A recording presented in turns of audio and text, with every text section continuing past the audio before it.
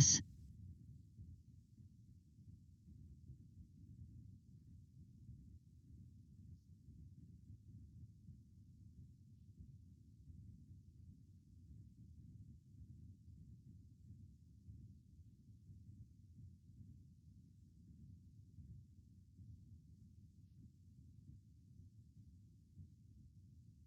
Adequate notice of this meeting has been given in accordance with the Open Public Meetings Act pursuant to Public Laws 1975, Chapter 231. This agenda is complete to the extent known. It was sent to the Trenton Times and Trentonian newspapers, posted on the first floor bulletin board in City Hall, and filed in the City Clerk's office and posted on the City of Trenton website. Formal action will be taken. Roll call. Councilwoman Edwards. Present. For the record, Councilwoman Feliciano did notify that she will not be present this evening. She's excused from this meeting. Councilwoman Frisbee. Here. Councilwoman Gonzalez. Presente. Thank you. For the record, Councilman Harrison is excused from this meeting as well. Vice President Williams. Present y presente. Council President Figueroa Kettenberg. Present. Myself, Brandon Garcia, Municipal Clerk, present. Mr. Kaloji, I believe, is en route, and Mr. Bridges as well.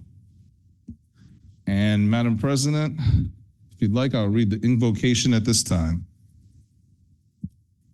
Almighty God, who holds the fate of man and nation, we most humbly beseech thee to bless this our city, these deliberations, and these thy servants, that they may act with wisdom and understanding for the good of our community and thy greater glory. Amen. Amen. And Madam President, I believe our first order of business this evening is the budget hearing. Yes, sir. Okay. And at that time, just to inform all, I'm sorry, I didn't know, okay. So just to inform all at this time, we will have the hearing for the budget. If there is any public or any member of the public, any resident or anyone that wishes to speak to the previously introduced budget at this time.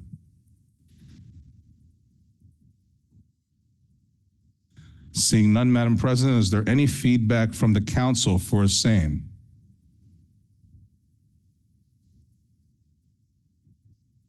Sorry. Again, I hear this is just for the public, and Madam President, I am informed that this is simply a hearing. There is no actual formal presentation at this time for this budget. This is simply for a hearing. I'm hearing nobody from the public at this time. And with that being the case, Madam President, if you would ask for a motion to close the public hearing. May we have a motion to close the public hearing? So moved. Second. Thank you. Roll call. Councilwoman Edwards. Yes. Councilwoman Frisbee. Yes. Councilwoman Gonzalez. Yes. Vice President Williams. Yes. Council President Figueroa Kettenberg. Yes. That hearing is closed.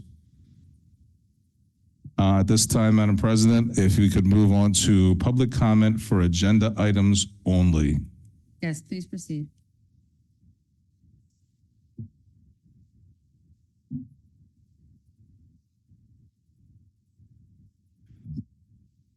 And at this present time, we do not have any members listed for anyone listed for public comment for agenda items. So at this point, we can move on to, Madam President, if you want to ask for a motion to approve communications, petitions, and reports. May we have a motion?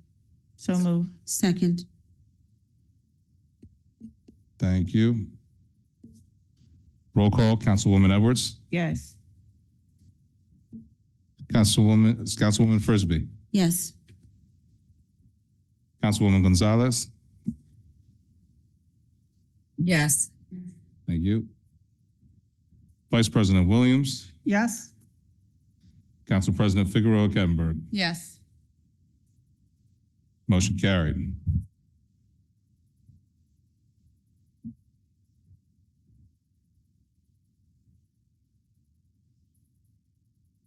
Ordinances for second reading and public hearing.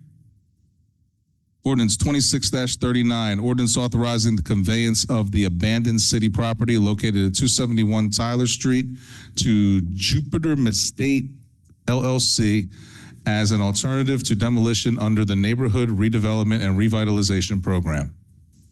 Are there any members of the public that wish to speak to this ordinance at this time? Seeing none, Madam President, if you want to ask for a motion to approve. May we have a motion to approve? So move. Second.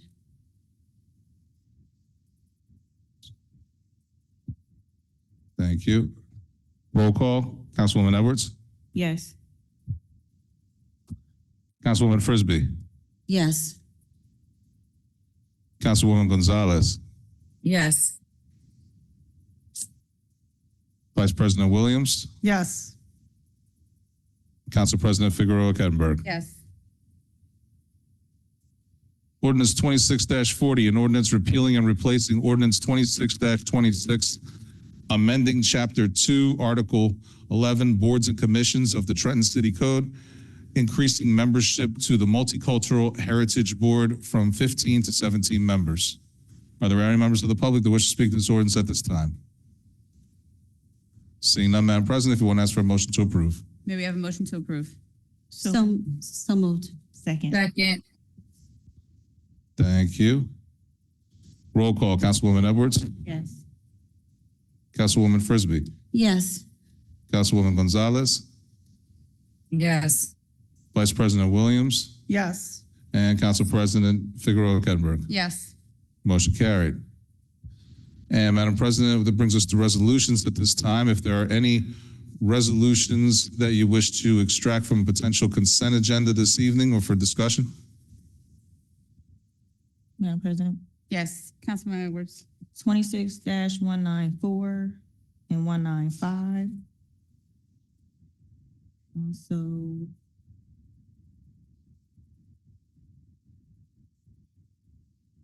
two zero two, 203,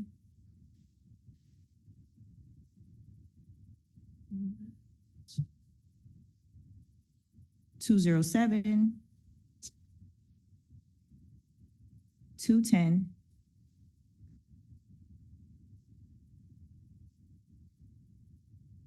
that's it. Thank you. Madam President, Councilman Frisbee. Resolution 26-205 and Resolution 26-210. Madam President, I believe 205 has been eliminated from the docket. Are we Did I certain have of it? that? Yeah, I'm sorry? Are we certain of that? Because I have it. Yes, Okay. Okay, so removed. Okay, it appears it was pulled. also, let's see. Oh, those are ordinances. Okay, thank you. Thank you. Council President, 194 and 195 after Councilwoman Edwards.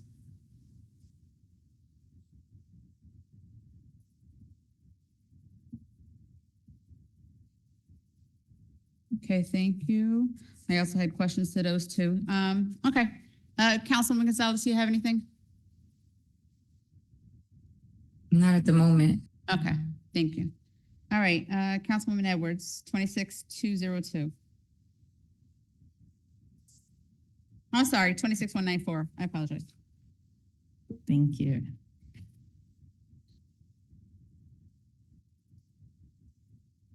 Good evening. Good evening, Mr. Cherry.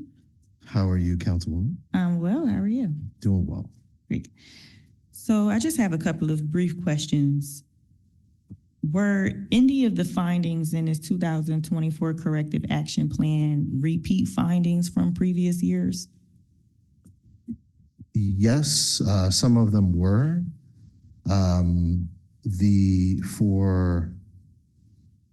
I'm sorry, we're on 194 at this moment.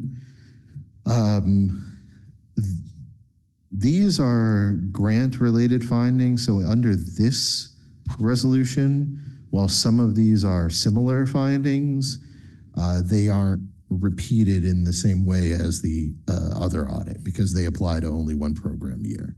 So we have had some similar challenges, but you won't see a finding that is identical because they have only monitored whatever program was for that program year. Okay. Sure.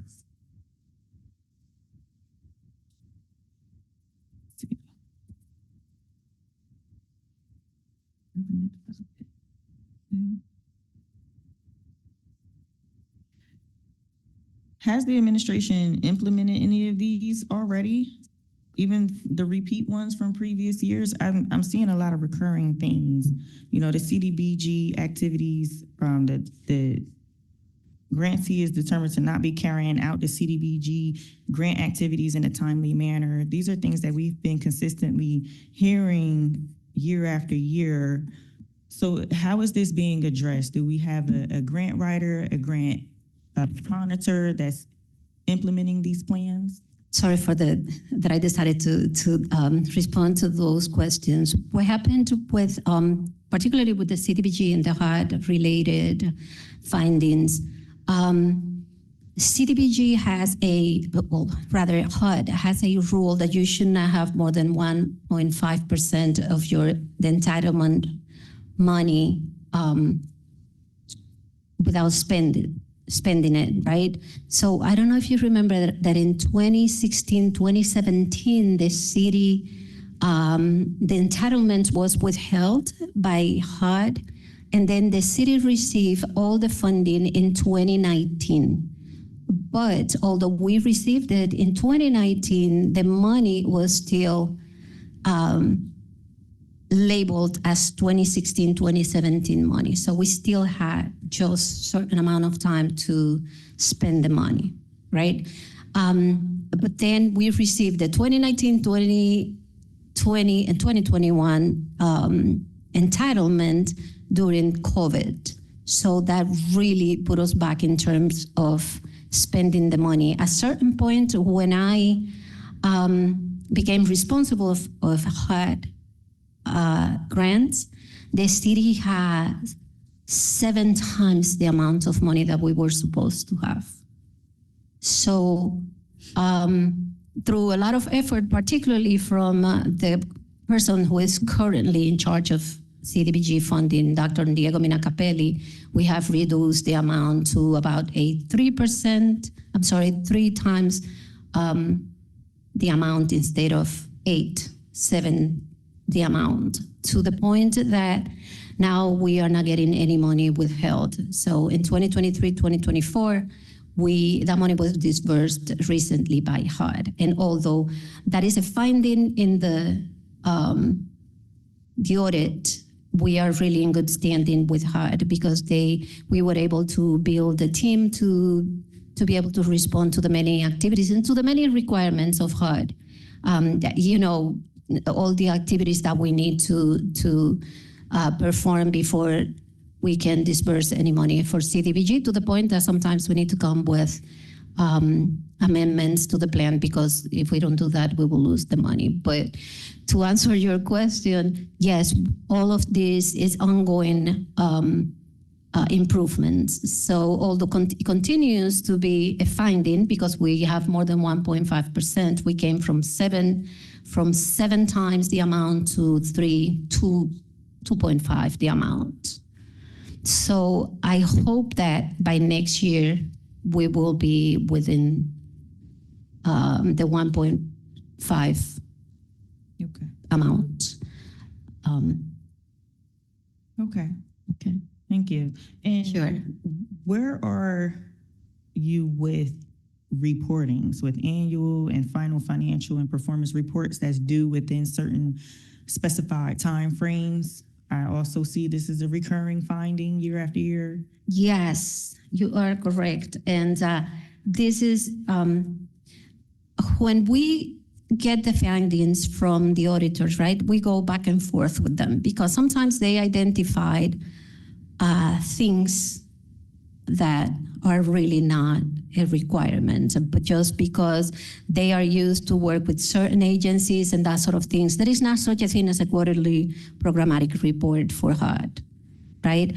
They require that we go in their system and get every single amount approved, but the auditors don't have access to that system, right? If we do not report the financial information on time to HUD, they will not disperse any money. And so I always tell the auditor, you really need to get in tune with the federal requirements for those grants. And some others are that we are late in doing the reconciliation of whatever money we spent for HUD just because of the nature of their system. Until they approve it in their system, we cannot reconcile with the city's finance. Okay. And I tell the auditor the real indicator for that should be if we are being flagged in the HUD system, not if we are late in our internal reporting. Okay. It also states here that during the review, the documentation cannot be located in the file as part of the audit trail to verify timely submission. So it says the original submissions were reportedly retained in accordance with staff statements, but during the review, it could not be located. And this seems to be a recurring issue as well. Is there issues with filing? Is there issues with finding documents? Well, apparently they were looking for something that they couldn't find. However, that is also a very strict thing for HUD. So we try to keep the files as accurate as possible. As a matter of fact, we need to keep files in digital forms and paper form still. I was getting ready to ask, are there electronic documents being kept for each? Yes. Yes. And even in correct. that, it couldn't be located. Yes. Okay.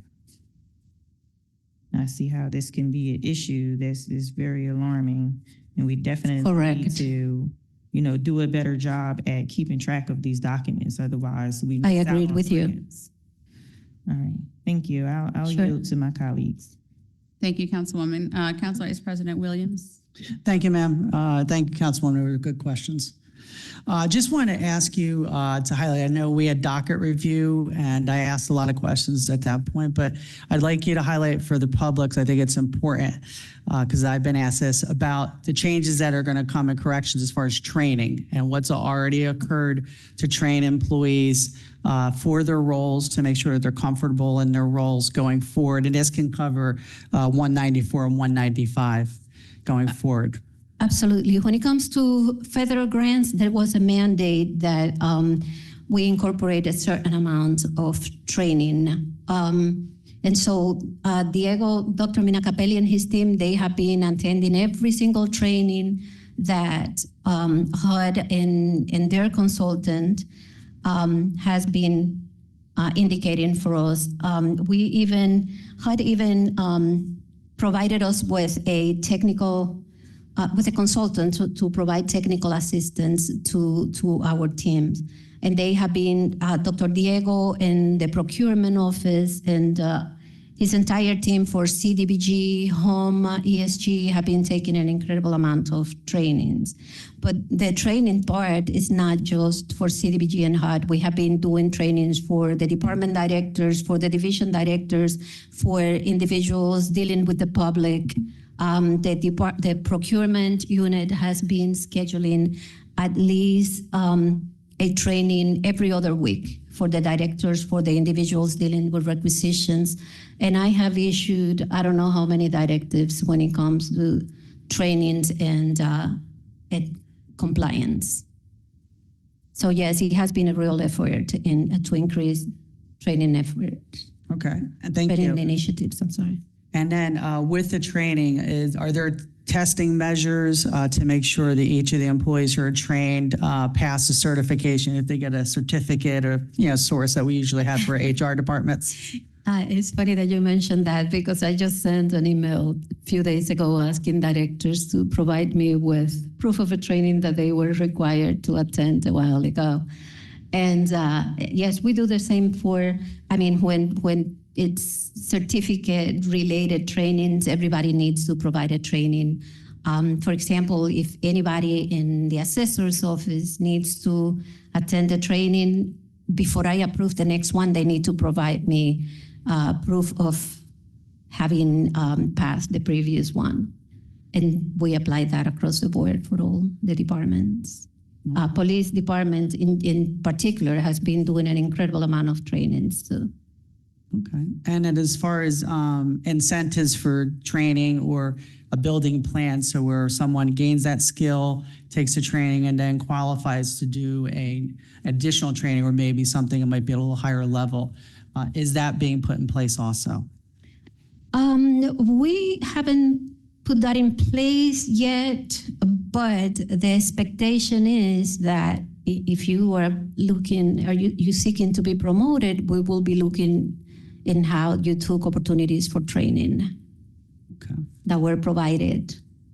All right. My last question, because I know we are limited in what we can do for trainings. Like, for example, League of Municipalities, there are great trainings, but it's difficult to get approval from DCA for our employees to go to trainings like that, or maybe in academic settings.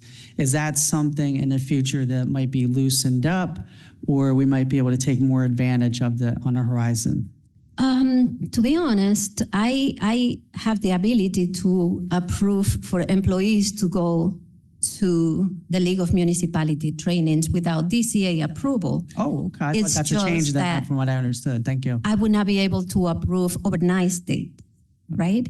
And I will do those approvals considering the role of the employee, right? Because if an employee works at the water department and they are seeking for a license to operate the water filtration plant, and they are asking me for a training for a police training, I will say no. And that is the extreme. But sometimes the employees ask for trainings that really don't have anything to do with their current roles, and I would not be able to approve that. So that's Those clearly trainings are being- based on the department, the director's recommendation, and the availability of money. But I am always pushing for opportunities for trainings for everybody. Okay, excellent. And thank you, because I'm sure you can tell from our council, if there's anything we can do to help with that, I'm sure we would be on board to help where we can. Thanks. Thank you. Consent, ma'am, from my end. Thank you. B.A. Richardson, I know I also asked some questions in docket review, and my colleagues pretty much covered the most of them. I just wanted to just make a comment, just because some of these explanations of corrective action that were found, as they pointed out, was, lack of training or files not being found or not where they're supposed to be. Something requiring a grant that there was no grant writer for.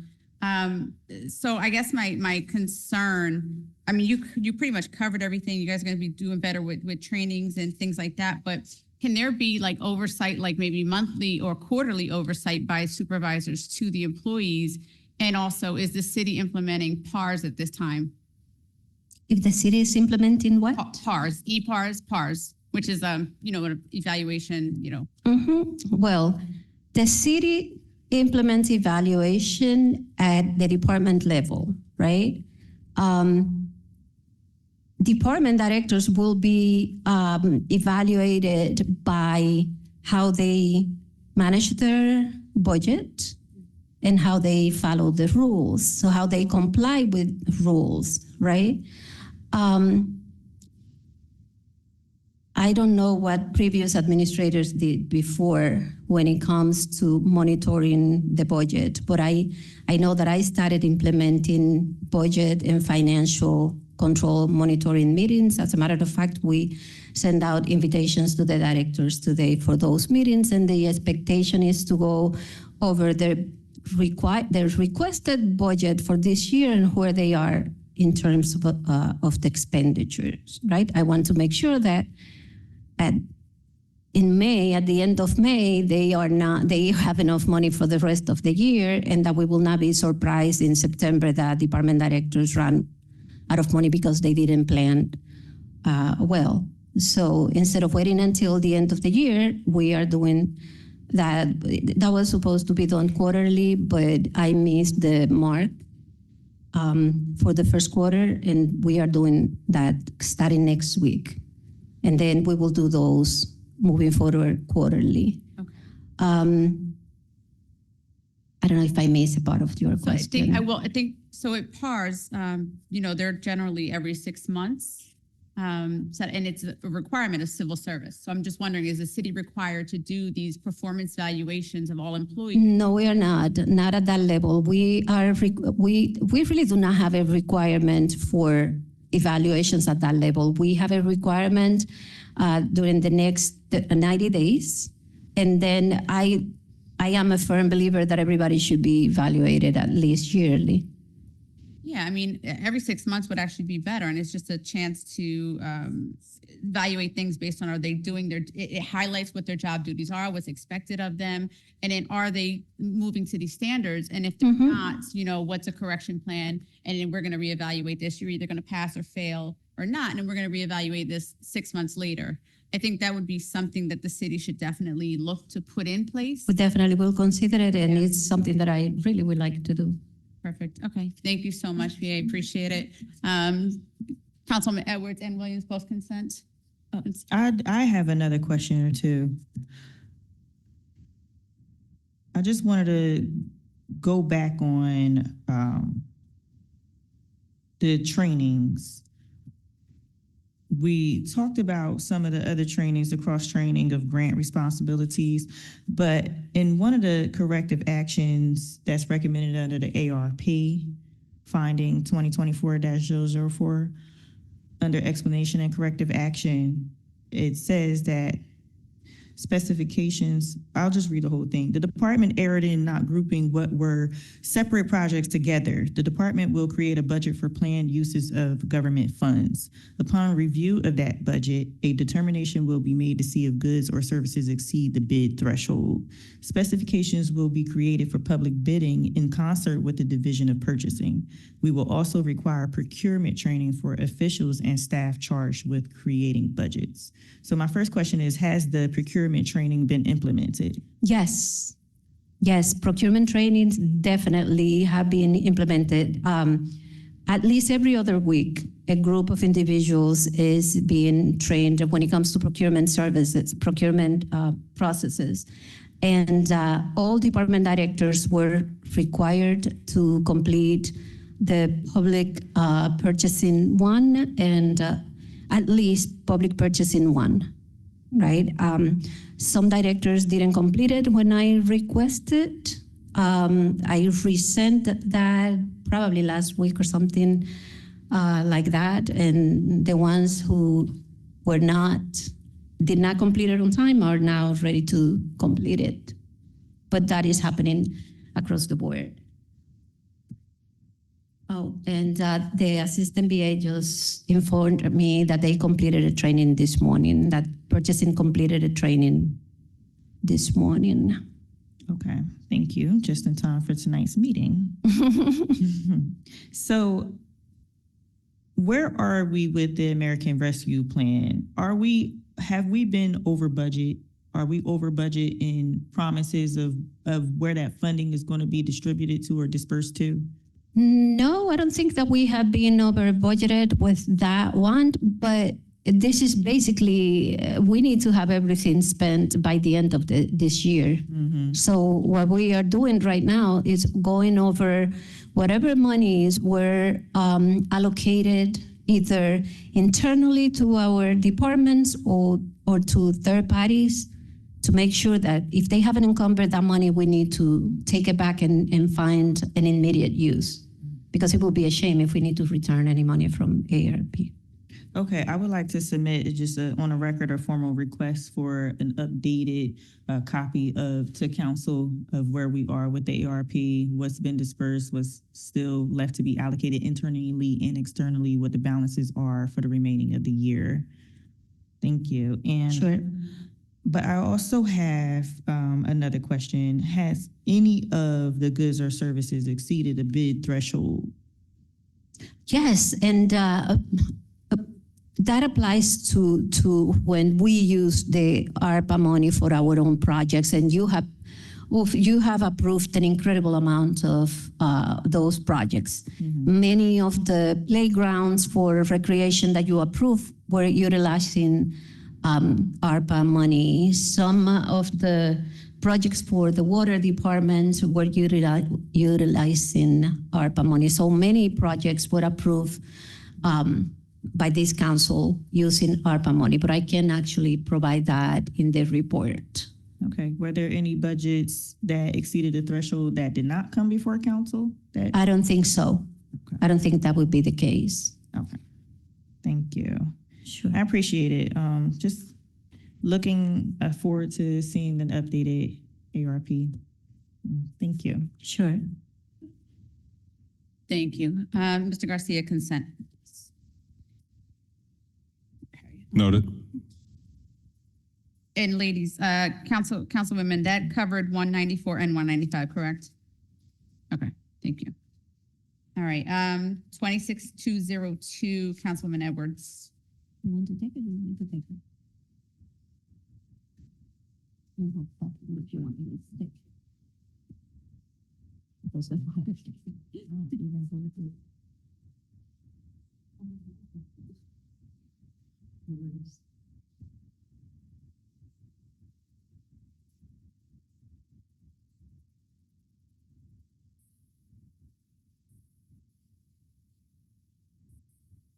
Apologies for the delay. I just wanted to make sure I didn't have any pertinent questions on 195 before we move on to 202, because they are two different audits. One's a single audit and one's a main audit covering different.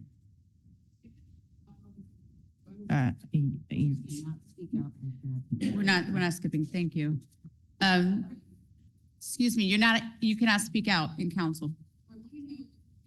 Mr. Garcia, Yes, Madam President. can you, At the present time, Madam President, forgive me, but are we engaging the public at this point, or are we engaging? no, we're not, thank you. Okay, thank you. Okay. Councilwoman Edwards. Thank you. I appreciate that. For the public that may have just walked in, we are currently Mr. Garcia? reviewing the resolutions that we have questions on. You're welcome.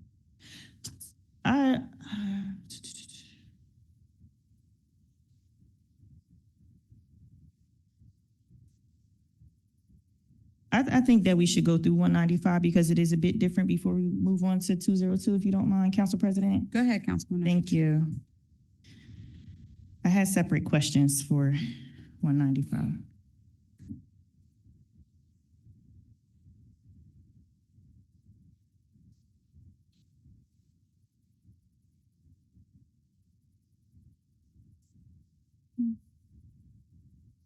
Apologies, I'm just going through my notes. So in this finding, the very first one, it talks about the standard of operating procedures, which comes up quite often. It says it will be created and followed to standardize account management practices for both city and township accounts. So is this in reference to, this is the City of Trenton vacant properties that remain active in the system. So where are we with the creating an SOP that will standardize the account management practices? Has that been implemented? Yes, just to be clear, finding 001 is in reference to the utilities. Yeah. So, yes, they are always working on improving and bettering their practices. And they have made several strides since, again, this is the audit for calendar year 24. So they have made several strides since then, but it is an ongoing process and we will continually be improving. How are things going with the utility receivables with the outstanding accounts? If I may, I'll give Director Semple the opportunity to answer that particular question. Thank you.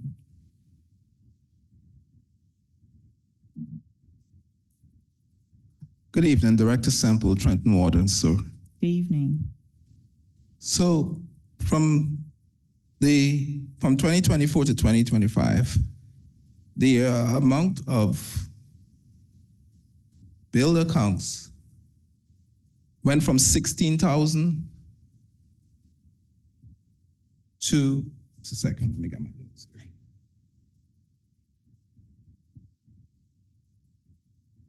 From 16,572 accounts that were uncollected in 2024, we had 13,000 in 2025. And what is the balance of that uncollected amount of accounts? In 2025,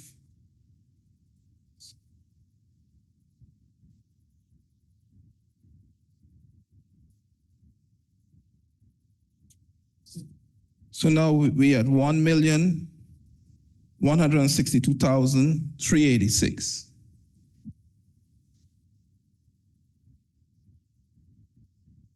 I'm sorry.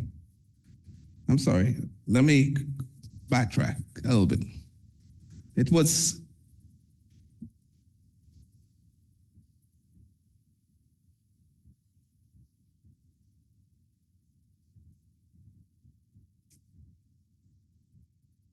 okay. So in 2024, let me go over 2024 numbers. We had a total amount of 17 million outstanding, right? And that accounted for 16,575 accounts. So now we are 13,657 of accounts. It went down to that. And the balance is now 13,110,772. So 13 million in outstanding. Yes. And have you implemented a standard of operating procedure that will standardize the account management services? Yes, we have. Because I believe there are still issues with a lot of customers gaining access to their accounts online to be able to pay them, set up accounts, set up auto pay. What's going on with the website? The website, well, we've been having issues that we're trying to resolve in terms of the website. But during our collection agencies, we've been able to reach out to more people, and we're getting more frequent responses in terms of reaction. People coming to pay and pay their balances and stuff like that.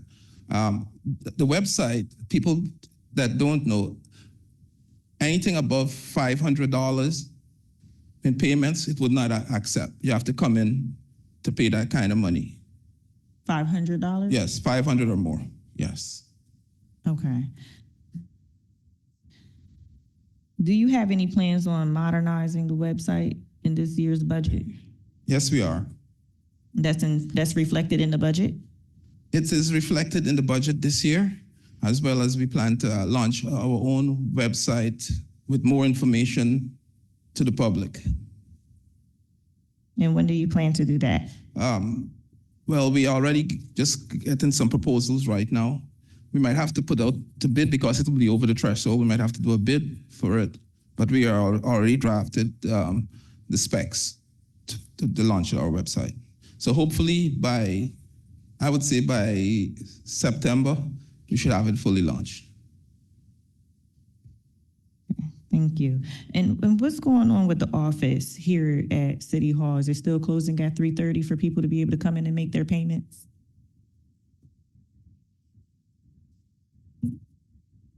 For utility payments? Yes. The tax, I don't believe so, not on normal days. That would only be if there was a special event or they need to do reconciliations that day. Okay. So what are the office hours for people to pay their utilities? They should be able to come in from 9 to 4. 9 to 4.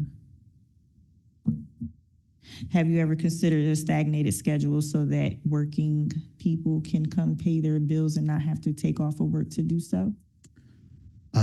If individuals are looking to pay their bills in person, to do that at City Hall would require us to pay overtime for our security staff to remain open here. So that hasn't been an excellent opportunity, but we certainly can consider other opportunities. And of course, the utility and the website, as well as their phone service, are available to pay those bills. You're speaking of people working more than 40 hours a week and that resulting in overtime payment as a result of extending hours here at City Hall. Yes, Right. I'm talking about a stagnated schedule, which will still keep them at 40 hours a week. However, they would come in at different times so they can leave at different times, which would not affect the budget. unfortunately, Madam Councilwoman, we don't have available security officers to have that kind of redundancy. So we would either have to pay overtime to our existing security officers, or we'd need to hire a duplicate security staff so that we could have security here during the day and security here in the evenings. Okay. And are they here from 8:30 to 4:30? Are they just working throughout the whole day, or are they working in shifts? The security officers? It doesn't sound like they work in shifts. Our security officers currently work just during the day, other than events, of course, like a council meeting or a board or zoning or something of the sort. Okay. All right. Thank you. I don't have any further questions on this main audit. That pretty much sums up all of the findings that I went through. I'm not sure if any of my colleagues have questions. Madam President, Councilwoman Frisbee. I'll take this. I'll get to it.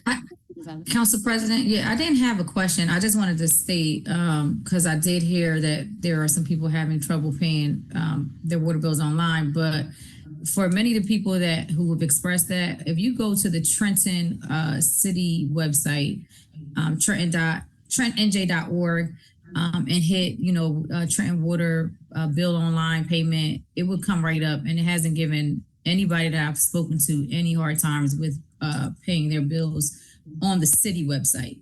So I don't know if that could be a deterrent if they're going straight to Trenton Water Department. I don't know how that's working, but I can tell you for many people that I've referred there, they haven't had any issues.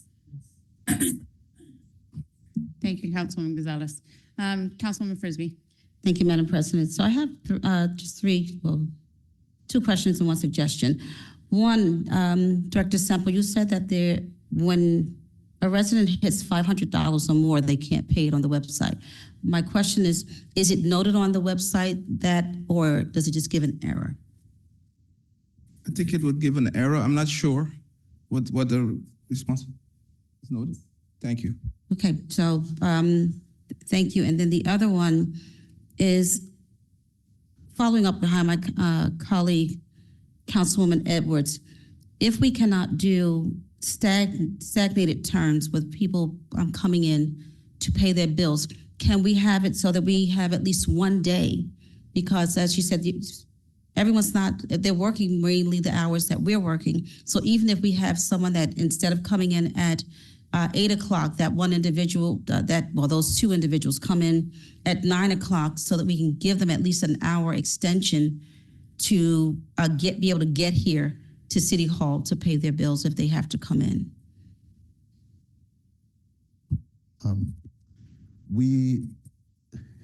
Our union rules make it challenging for us to have different schedules on different days. So that would be a challenge for us. It's certainly something we can consider, but at this current time, it would be difficult to make that happen. Okay, so you're restricted in how you can do that. So the residents need to know that as well. It's not that you're unwilling. The rules of the union prohibit that. Yes, they would make it challenging to have individuals who had different schedules. And of course, again, it could present overtime challenges, which would either require us to hire additional staff or pay overtime, which, as we all know, is somewhat challenging. But it is something we can certainly think about. And I do understand that, so I appreciate your response. And I'm not talking about overtime. I'm talking about just shifting. If everyone comes in at 8 o'clock, maybe we have someone that may be advantageous to them to come in at 9 o'clock and they stay that extra hour. That's all I'm saying. So I don't want to go back. That's just I'm not talking about overtime. And then my other. I do want to clarify, Councilwoman, just to be clear that When I talk especially about having building security, we have a limited number of security that can provide for the building as it operates. So if we push an officer to a different schedule, we would need to have someone else come in to cover that officer's position when they're not here. So we'd either have to have an additional person or have that officer work overtime. Because Understood. to extend the hours on the other side, we don't have the overstaffing that would allow us to have that kind of flexible shift. All right, thank you for that. And then the other two, as Councilwoman Gonzalez said that there's another link that's directly to the city. Can we have that link on the website that she was saying that no one has had a problem making payment? Can we link the two so that they can, if they have an issue on the water website, that it will take them to the city one or give them the option? If I'm not mistaken, that's the only link there is, the one that to the city website. The one for the city is the only Yes, site? yes, right. Okay. All right. Thank you. No more questions. Thank you, Madam President. Council President. Council Vice President. Thank you. Williams. Just wanted to offer this suggestion, echo my colleagues' comments, but perhaps on nights where we have city council meetings, Tuesday nights, generally, we've never not, I believe, had a quorum. So we have security that's already being paid to be here on a Tuesday night. So perhaps you can make that a night, if you can shift hours, 6 o'clock or so people regularly can come to pay their bills, or at least 2 times a month. For most months, we do meet 2 times a month. And in that way, overtime is covered potentially, but certainly security costs would be covered. Just as a thought, but thank you. Madam President, I'm sorry, I have another question. Councilwoman Edwards. I have a question. I want to back up a little bit about the unions when it comes to the scheduling. Is every last single employee of the city a union member? Are they only hired through the unions, or are they hired through civil service? Because there is a difference. I know there's some overlaps, but it seems that these unions have the administration or the city's government in a chokehold, controlling, scheduling, staffing, everything. What is the administration's role in setting the scheduling standards for employees and not allowing unions to dictate that? Because we need services in our city, and that stagnates us in a lot of ways. I just want to say first, we consider the unions to be friendly partners of the city. The administration is very thankful to our unions, and we work together with them in cooperation to deliver city services to the residents of the city of Trenton. We do not see them as an obstacle. We see them as partners. With that said, civil service applies to everyone at the city. Most of the city employees are union members. There are only very few titles that are excluded from the union. And even if an individual is not a member of the union themselves, they are certainly welcome to elect not to be. But the vast majority of the titles, and certainly the titles that we're speaking about now, things like cashiers and things like security officers, those those titles are represented by the unions. So even if that individual elects not to be a member of the union, their work rules follow whatever the union guidelines are. That enables us to ensure that we are treating our employees fairly across the board, and that everyone is receiving the same treatment and same salaries, same work rules, everything such as that. Mr. Cherry, just to be clear, the unions do not hire city employees, correct? They do not. Thank you. Administration hires the employees. Employees are members of unions. Thank you. Right. Yes, and to be clear, as a business administrator just reminded me, civil service also does not hire employees. Our employees are members of the civil service, and we follow civil service guidelines, but the city is the employer. Right. So the city sets the standards first and foremost. Yes, Right. And then there's civil service guidelines. that is correct. Correct. Which supersede unions, and great political response. I agree with you. Unions are very, very helpful. A lot of people would not be where they are in the workforce nationwide without unions and their tenacity to fight for employees' rights. However, at the same time, we have a responsibility to the residents of our city. And every time we ask about, a corrective action or a recommendation is something that needs to happen, to create accessibility for our residents, we always receive pushback about the unions. And I'm just trying to figure out, can something be worked out there with these unions, with the scheduling and the staffing and things? Councilwoman, with all due respect, the last time that you asked me to accommodate the schedule so that we can make it more accessible to the residents, I agreed. We were talking about the time when people were coming at the end of December to pay for the liens, water liens and tax liens, to avoid them to be sold. I agreed to open for an entire week paying overtime. The city really cannot afford to pay overtime on a regular basis, right? I are more than willing to look into ways that we can have, I don't know, and this is not a promise, this is just me saying that I will look into it, that we will look into it and see if we can remain open for two extra hours once a month, but I would need to look into their budget to be able to say, and not just their budget, right? Because we are assuming that the staff that works there is going to agree to work overtime, right? Some people have children and they want to just work from 8:30 to 4:30. And so I would not be able to change the schedule just temporarily to feed my requirements, right? The schedules, if I change it, needs to be in a more permanent basis. It cannot be, okay, this week you're gonna work from 9 to 6, right? It has to give the employee certain permanency when it comes to those changes.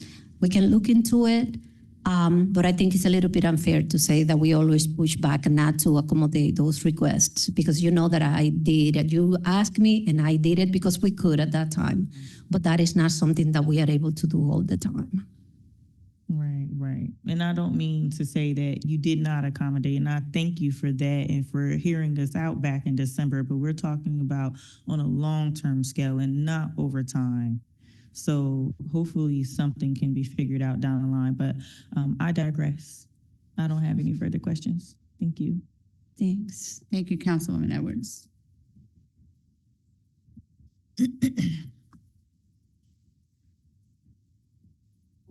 Would that be, excuse me, would that be consent? Yes. Thank you. Just as a reminder to the public, and this is from the council as well, from the council, please be advised that the rules of decorum do apply while the directors are addressing matters with council. Thank you. Thank you, Mr. Garcia. Moving forward, 26202, Councilwoman Edwards.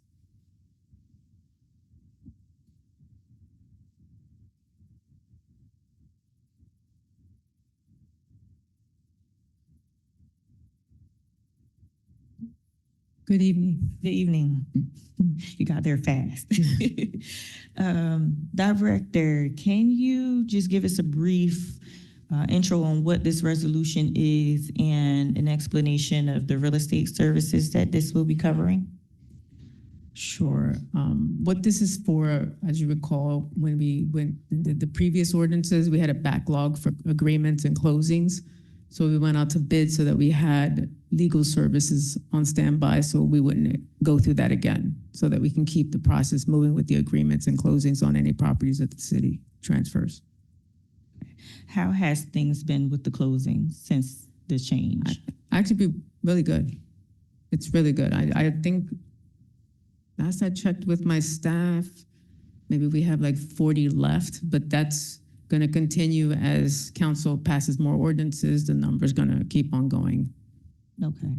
And that was out of the, I believe it was over 170, I left my notes somewhere, but council approved around, or a little over 100, close, somewhere in the mid 100 to 200 range. Including last year in 2025. So you're saying there's about 40 left from that, including 2026? Not including 2026. So from 2025, there's about 2025. 40 left to close. Yes. Excellent. And I assume no closing have happened from the sales that were approved in 2026 so far? The agreements have been worked on. Agreements are being worked. Because once you do the agreements, then they had to do a title work and all that. Okay. So with 40 left and due to, us slowing down the process in 2026, there shouldn't be much more than that number for 2026 to close on, correct? Well, council, around we 40-something. checked, council approved the transfer, I think it was of 28 properties in 2026. So then you would add those properties with the 40. And we now are moving forward and bringing more ordinances to council. Okay, and I know in our HED ad hoc committees, we are going through that backlog of applications. Where are we with that, with the backlog? Actually, I checked today. Previously, we had 530 outstanding. Today, when I checked the number, we're down to 322. Okay.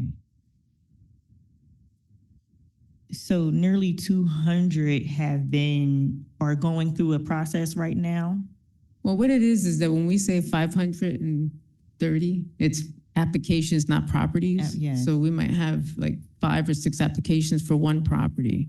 And that's why the number's higher than what it should be. Okay. So out of those nearly 200 applications that have been removed from this outstanding applications list, are those, obviously they're going to come through the HED ad hoc committee. Would you say out of the nearly 200, how many would be coming to us for a vote? Or, because I know a lot of times some of the properties are sold, not available, things of that nature. I don't know. Because the last time I have now ordinances for the next meeting. Mm-hmm. And just with that, there's 23 parcels in those ordinances that I'm bringing to the next subcommittee meeting. Okay, excellent. So it sounds like we're on a bit of a roll. And I'm not looking for any commitments now, but because we are receiving this $1 million question from the public everywhere I go, the applications are still closed, correct? The city's not accepting applications still? Yes, I'm not comfortable accepting an application and not verifying that someone else didn't apply for it yet. Okay, all right. So as you're going through the rest of the 322, you'll begin to open it up? Yes, And no timeline at this time? I can't make any promises right now. Okay, all right, all right. I asked for the public that's listening, I asked. You have your answer. Let's give it a few more months to see where we are. All right. Hopefully less than that, hopefully. Yeah, thank you. I appreciate it. That's all I have. That consent, Councilwoman? Yes, consent. Councilwoman, moving on to 26203.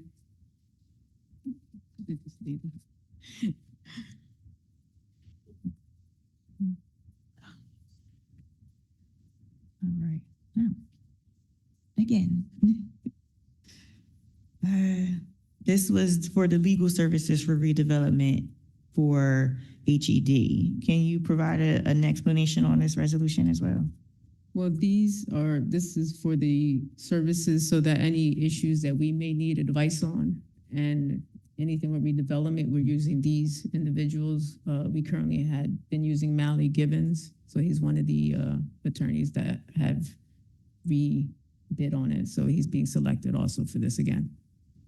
Okay, so this is if you need any legal advice on any of the redevelopment projects that's going on around the city. Yes. Okay, all right, thank you. Is that consent, Councilwoman? Yes, Thank consent. you. Sorry, I keep forgetting to say that. Okay, moving on to 26207, Councilwoman Edwards.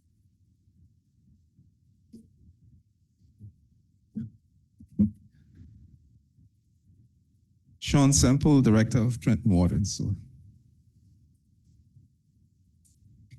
All right, 1 second.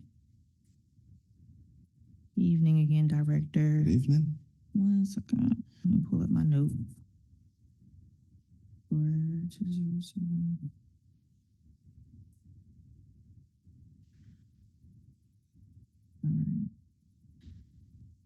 So for can you explain this really quickly in terms of whether it's going to increase capacity? What is this for?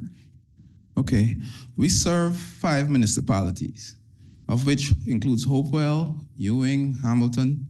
So Hopewell is building out at a fast rate. And we have to be able to provide safe water for firefighting, as well as safe drinking water as well. Now, with the expansions in Hopewell, we have to do a study. We have to have an engineering company to come in and do a study because we have multiple pressure zones. That means we have multiple pump stations. So if we could combine them to provide adequate water out in the Hopewell area, that's a must. We have to do a study to know what improvements we could make out in that area of our distribution system. Because right now, with how Hopewell is built out, we are almost at capacity right now. So without this, we cannot offer any more extensions of any development out in Hopewell. Okay. I had a lot of concerns, so I'm glad that you're saying this because with all of the new development, Ewing, Hopewell, Lawrence, Hamilton also has some new development going. I was very concerned about whether we had capacity, not just with our pumps, but with our storage tanks as well. As we are moving towards decommissioning the reservoir, we're talking about going from 100 million gallon reservoir, which we only keep at about 80% capacity, so 8 million gallons, correct? And then we're building out these storage tanks throughout the service area. Correct. However, the storage tanks, in contrast to the 80 million gallons we're keeping now, is less than 50% of that. So we're talking about 34 million gallons of storage. Yes, that's correct. How is that going to support the increasing?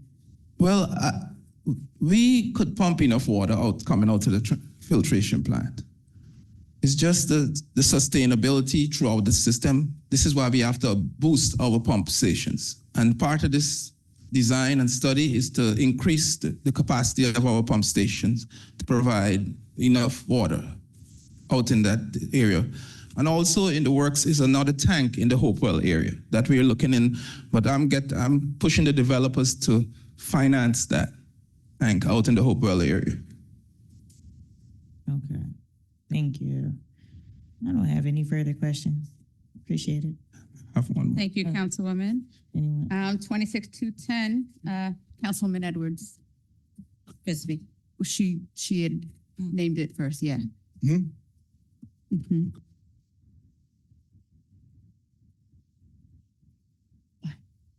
I thought you were saying you wanted to ask a question, sorry. So 210, yes. This one right here, how many lead lines is this intended to replace with the 3.15 million? So this one here should give us approximately 700 lead line services in the Trenton. As you know, we have 3 projects right now in the Trenton area, each at 700,000 and one at 600. 600 services and 2 at 700. That's ongoing right now in the Trenton area alone. Okay. And do you have a projected timeline on when you'll be completely done with replacing the lead lines in Trenton at least? That's based on funding. Our ability to get funding, every year we go to the iBank. Most of these are iBank funded projects. They all are. Well, one is a federal and the 2 are iBank projects. We get about $20 million a year through iBank funding, which we get 80% principal forgiveness in Trenton alone. The ones that we have to do in the township, we get about 50% principal forgiveness. So out of the 20 million, we only have to pay back like $4 million on the loan with the iBank. So this is why we have to be on time, and many times we have to come before you to get approval to move through the process in a timely fashion. So that's why we have to continue moving that forward. And you said we may only pay 4 million out of the 20? Yes. Okay, that's great. So that's a really good forgivable. That is what's available to us right now through the iBank. It could change at any time because these money come through the federal revolving fund. Okay.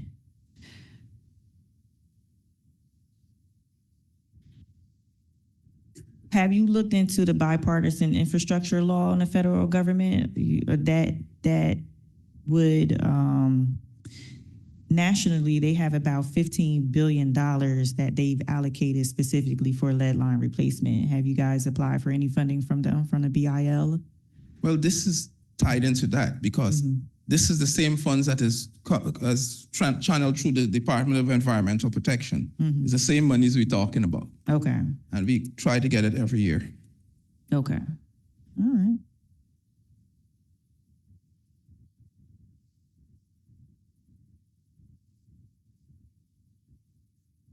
I don't have any further questions. Thank you. Thanks, Councilwoman. Councilman Frisbee. Thank you, Madam Would President. that be for consent or would that be? No, for- we're still on. Oh, I'm so sorry. Yes. So you answered my first question already, but I guess the other part of it is, you said we get 20 million in funding, and this is from iBank with the federal funding, correct? Yes. If you had access to funding that you needed, about how much longer do you think that it would take to get all these lines replaced? And how many phases are they? Because we're at phase 5 now. Actually 6. This will be going on phase 6. 7 this year. Okay. I mean, yeah, we're at Yeah. 7. Yeah, okay. All right. So the deadline we have with the Department of Environmental Protection is 2031. We have to have all of them completed. So if they have to be completed by 2031 and we're not sure about the funding that comes in each year, how does that affect us being in compliant? We won't be in compliance with the Department of Environmental Protection. I don't know what will be the penalties. I don't know what will be the outcome on their end by us not meeting this mark. But we're not the only municipality in this position. But I'm concerned about us. Right. And this is why we push every year to get this $20 million every year that you guys have been approving and working with us. We had a late start with it, but. Council President, if I may. Yes, please. The federal mandate is that we will be in compliance by 2031, right? But this is a mandate without money, without funding. So the hope is that the expectation is that they are going to move that 2031 deadline for a couple of years because the federal government is not providing enough money for all the municipalities to address the lead problem. But the worst case scenario is that we will continue to bond to complete if it comes to the case that, that we are going to be totally out of compliance with DEP and that we must complete the lead remediation process. That would be the worst case scenario. Hopefully the iBank will continue to make monies available with principal forgiveness like they have been doing up to now, but that is up to the federal government. Thank you, and then I appreciate the work that I want to just say that the work that you and your team have been doing with our waterworks department and making sure that we are as up to code as we possibly can with the resources that we have been provided. Thank you, sir. That's consent. Thank you, Councilman. Director Semple, just a quick question. Have you met with the new DEP commissioner yet? I've met with the mayor and I met with the DEP commissioner, yes. Okay, and I mean, have you guys met in a capacity of where he's making any recommendations or setting any guidelines for Trenton Waterworks? They're new to the whole system, and the commissioner assured us that he has an open mind, and he wants to review what we went through over the last 3 years and form his own conclusion on whatever the outcomes were at various times. And he's willing to work with us. Okay. Is there another meeting to follow anytime soon? Like where he is going to get into kind of the parameters of what's needed, what's not, and where he wants the city to be, what stages he wants the city to be at? No, we haven't gotten to that point as yet. Okay. All right. Thank you. He has been invited to our next Trenton Waterworks subcommittee. Not sure if he'll be at the next one or the one thereafter, but I did have a conversation with him. So that should be interesting to try to get some information as to where we are moving. All right. Okay. Thank you, Director. Thank you. All right. That's consent. Councilman? Oh, consent, yes. Consent. Thank you. Noted. All right. Mr. Garcia, that is the end of our resolution, our questions for resolutions. Okay, Madam President, in that case, if you'd like to ask for a motion to approve a consent agenda consisting of resolutions 194, 195, 196, 197, 198, 199, 200, 201, 202, 203, 204, 209, 206, 207, 210, 208, 211, and 212. May I have a motion? So moved. Second, Thank you. Roll call, Councilwoman Edwards, yes. Councilwoman Frisbee, Yes. Councilwoman Gonzalez, Yes. Vice President Williams, Yes. and Council President Figueroa Kettenberg. Yes.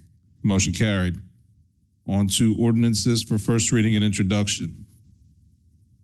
Ordinance 26-41, ordinance authorizing the sale of city-owned properties commonly known as 240, 242, and 244 Walnut Avenue, identified on the city tax map as block 26402, lots 10, 11, and 12 pursuant to NJSA 40A 1213C to Trenton Redevelopment 26 for the sale price of $28,000.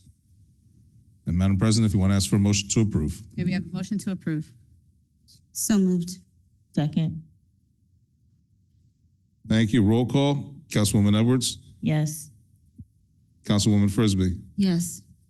Councilwoman Gonzalez, Yes. Vice President Williams, Yes. Council President Figueroa Kettenberg. Yes. Motion carried. Ordinance 26-42, ordinance authorizing the sale of city-owned property commonly known as 7 and 11 Chambers Street, identified on the city tax map as block 12901, lots 2 and 4 pursuant to NJSA 48-1213C to Adrian Chalice for the sale price of $15,000. Madam President. Madam President, if you want to ask for a motion to approve. Oh, I'm so sorry. Yes. Councilwoman Frisbee. So I have a question, back to that ordinance.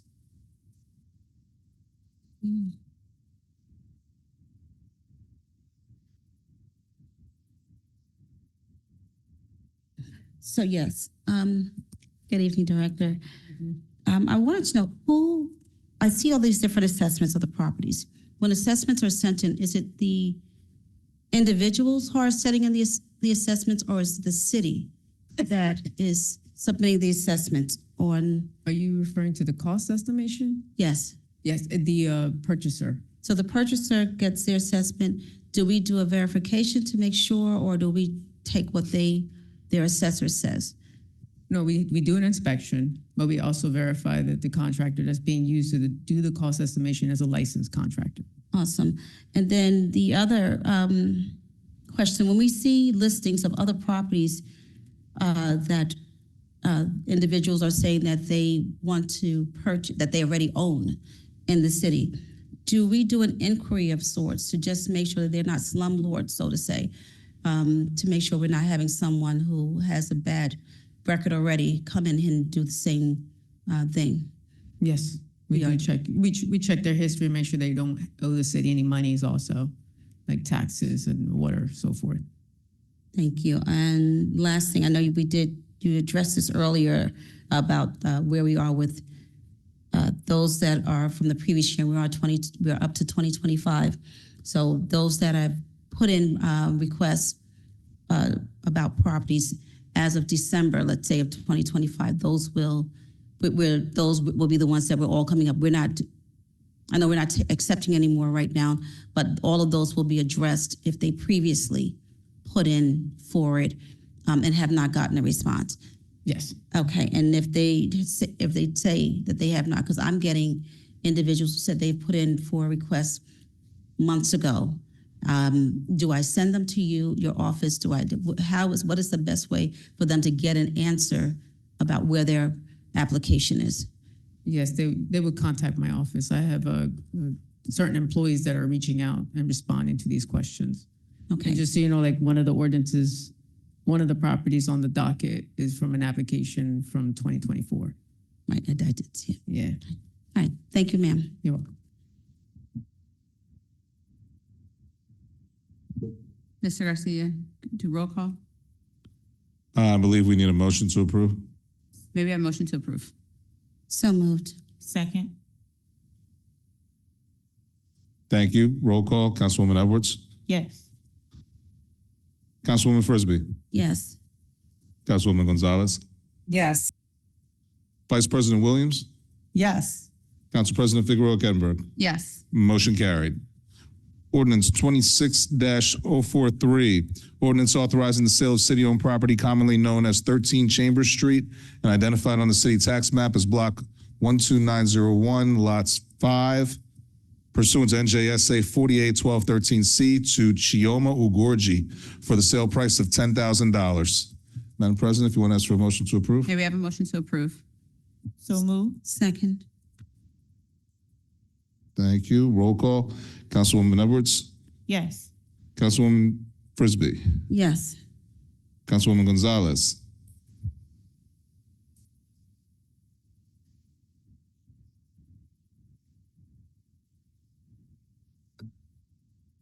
Councilwoman Gonzalez. I believe she's moving on to Vice President Williams. Yes. Oh, I'm sorry. got it. Thank you. Noted. Vice President Williams. Yes. Council President Figueroa Kettner. Yes. Motion carried. Ordinance 26-44, ordinance authorizing the sale of city-owned property commonly known as 519 St. Joe's Avenue and identified on the city tax map as block 22802, lot 14, pursuant to NJSA 481213C to Natalie Gomez for the sale price of $10,000. Madam President, if you want to ask for a motion to approve. May we have a motion to approve? So moved. Second. Thank you. Roll call. Councilwoman Edwards. Yes. Councilwoman Frisbee. Yes. Councilwoman Gonzalez. Yes. Vice President Williams. Yes. Council President Figueroa Kettner. Yes. Motion carried. Ordinance 26-45, ordinance authorizing the sale of city-owned property commonly known as 39 Oak Street and identified on the city tax map as block 1803, lot 72, pursuant to NJSA 40A1213C to Glennis Syme for the sale price of $6,425. May we Madam have a President, if you want to ask for a motion to approve. May we have a motion to approve? So moved. Second. Thank you. Roll call, Councilwoman Edwards. Yes. Councilwoman Frisbee. Yes. Councilwoman Gonzalez. Yes. Vice President Williams. Yes. Council President Figueroa Kettner. Yes. Motion carried. Ordinance 26-46, an ordinance establishing requirements for registration, approval, and establishment and operation of recovery homes, group homes, transitional homes, and/or community living within the city of Trenton in compliance with federal and state fair housing laws and certifications. May we Madam have a President? motion to approve? So moved. Second. Madam President, Councilwoman Edwards. I just had a question about that. I just wanted a brief explanation from the administration on this ordinance, just for the record, for the public. So, Council President, can I chime in? Councilwoman Gonzalez, go ahead. Yeah, Councilwoman Edwards, this did come up based off of a couple of community meetings that have been that I've held where some people are just there's two avenues to this.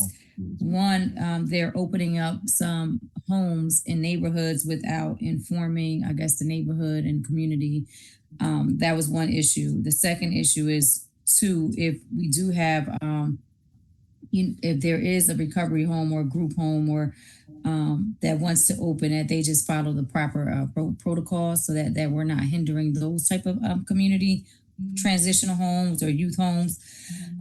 Excuse me. Long as they have their correct requirements and we want to make sure that they're, following the state law, the city laws prior to opening, as well as notifying the communities around them. And that's kind of where this idea came from or stemmed from. I did send it over to Mr. K, Mr. Director Bridges, and also both of the directors for housing, just to get their input as well. Okay, thank you, Councilwoman Gonzalez. This actually looks very great and much needed. Thank you. That's all. Thank you. Thank you. Yeah, Yes. I know really, this was a hot topic Hold on around one the city. second. That's why I Yes. was like, and that was the reason why we were like, because we did have some pushback, and it was a lot of talk about the one that was going to open up prior to, but I think if we put some procedures in place, maybe this deter from, just as long as the community really knows and they're following the procedure. I don't think that that's it should be an issue. But really quickly too, Council President, I know I did circulate this, and I think Director Vasquez did provide some input that I just saw this afternoon, and I didn't see it until now. So I wanted to see if we can possibly make some quick amendments to it. Let me pull it up really fast. I think she just, section 4B, use rental inspection certificate of approval for rental inspection. So, there's some language that I guess we need to amend into it. And for section B, 4B, Mr. Garcia, she says we use rental inspection certificates of approval for rental inspection. Certificate of occupancy is used for construction. So I want to change that and put a valid certificate of approval for rental inspections. Can I send you this, Garcia? Sure. How about, Council President, if you don't mind, we can even just table it to the next meeting. That way I can get what her input was and just make sure that we have it all in there prior to us approving. Or we can approve with amendments and then just. Yeah. have it You changed by go ahead and go over your amendments, Councilwoman. So that would be the first one. And then it says, also under enforcement penalties, there are usually titles listed to who enforce the code, like housing inspectors. Right. And then Council President, yes. Oh, I'm sorry. if she could say what section she's in to make it easy for people. Okay. I said 4B for the first one. Okay, 4B. Yes. And that should be changed to rental inspection certificate of approval for rental, not certificate of occupancy. So we're changing certificate of occupancy to certificate of rental. Mm-hmm. Okay. And then I believe that was it for right now. So that'll be the only amendment? Yeah, actually, no. The other amendment would be in section 7, which is the enforcement piece, which would be the enforcement officer would be from the housing department. Housing inspector, I'm sorry. Okay, your enforcement and penalties, I see here. A, any operator found in violation of this ordinance shall be subject to fines. So the I just want to put some type of language where maybe it says, that this must be enforced by the housing inspector. And Councilwoman Gonzalez, are you adding a bullet to this, or are you I think amending a bullet in there? we're going to add a bullet to this. Okay. So section 7A, Garcia, my apologies. Can I just make a suggestion that we just temporarily table this so we can incorporate That's it? It's going to be that's hard fine. to for the Okay. clerk to basically take That's fine. dictation and get this verbatim what she's saying. It's a Okay. great ordinance, everybody supports, but I just want to make sure we're getting, capturing everything that's being recommended. No problem. It's okay. That's fine. Okay, so Councilwoman Gonzalez, we can table this to the next meeting? Yes. So we Okay. can motion it. What is the date of the next meeting? I think June something. June what is that? The 4th, I think. 4th. June Okay. 4th is a Thursday. All right, so Mr. Garcia, we need a motion to table this to the fourth meeting. Madam President, if you want to ask for a motion to table. Have a motion. So moved? Second. Thank you. Roll call, Councilwoman Edwards, Yes. Councilwoman Frisbee, Yes. Councilwoman Gonzalez, Yes. Vice President Williams, Yes. Council President Figueroa Kettenberg. Yes. Motion carried, matters tabled until that is June 4th. Correct. Thank you. Garcia, I'll send you all this in writing and then forward it back to the director and council president so everyone can view it. Thank you, Councilwoman. I'll look for your email. Thank you. And that brings us to ordinance 26-48, an ordinance establishing local implementation mechanisms, individual rights of notification, and accountability protocols supplementing state law limitations on local civil immigration enforcement cooperation. Madam President, if you want to ask for a motion to approve. I'd like to make a brief statement before. I just wanted to advise the public that the ICE ordinance, this ordinance on the docket represents the culmination of many weeks of work on the part of our attorneys and departments and some of my council colleagues. We've had 2 extensive virtual meetings with the various advocates, and not only did we entertain their input, but we also incorporated a large percentage of their recommendations into this final version. The final version was also sent to the AG's office and the prosecutor's office for review. We're acutely aware of the concerns of our residents regarding these issues, but we've also needed to balance our objectives so as not to unduly hamper the Trenton Police Department in the discharge of their overall duties to ensure public safety. This ordinance is probably the most comprehensive ordinance presented in all of New Jersey on immigration enforcement and related issues, and we are confident that in conjunction with the new laws passed by the legislature a month or so ago, state legislature, the goals of protecting our residents will have been met. I'd like to say that other municipalities are offering up resolutions in support of the state legislation. However, we were able to come up with an ordinance. So, Mr. Garcia, thank you. We can proceed with a motion to approve. Certainly, Madam President, if you want to ask for a motion to approve. May we have a motion to approve? So moved. Second. Thank you. Roll call, Councilwoman Edwards, Yes. Councilwoman Frisbee, Yes. Councilwoman Gonzalez, Yes. Vice President Williams, Yes. Council President Figueroa Kettenberg. Yes. Motion carried. And Madam President, that brings us to a walk-on ordinance as you wished. Yes. This is ordinance 26-049, an ordinance amending and supplementing Chapter 14 of the Code of the City of Trenton, traffic as it applies to parking restrictions for vans and trucks in residential areas. And Madam President, if you want to ask for a motion to approve. Madam President, Councilman Frizzy, before you say anything, I just wanted to make this clear that this is an amendment to a previously passed ordinance from council. Councilman Frizzy. thank you, Madam President. So I believe with the previous ordinance, I asked this question, and I don't recall the answer, so I'm going to just ask it again. I know this is primarily on the public streets. My question is, how is this enforceable, or is it enforceable on private property when you have individuals who buy property that they're supposed to be building on, and they use that property instead to store their commercial vehicles? They leave dumpsters there for weeks on at a time, just making it unsightly. Is this ordinance applicable to that, or is it solely for the private, rather for the city streets?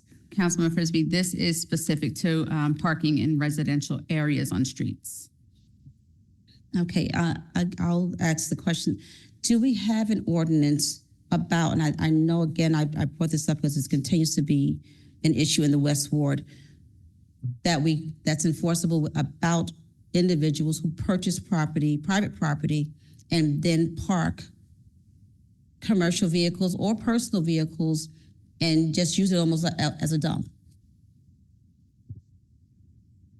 How do we monitor? Because I'd like to see them fined repeatedly until they stop.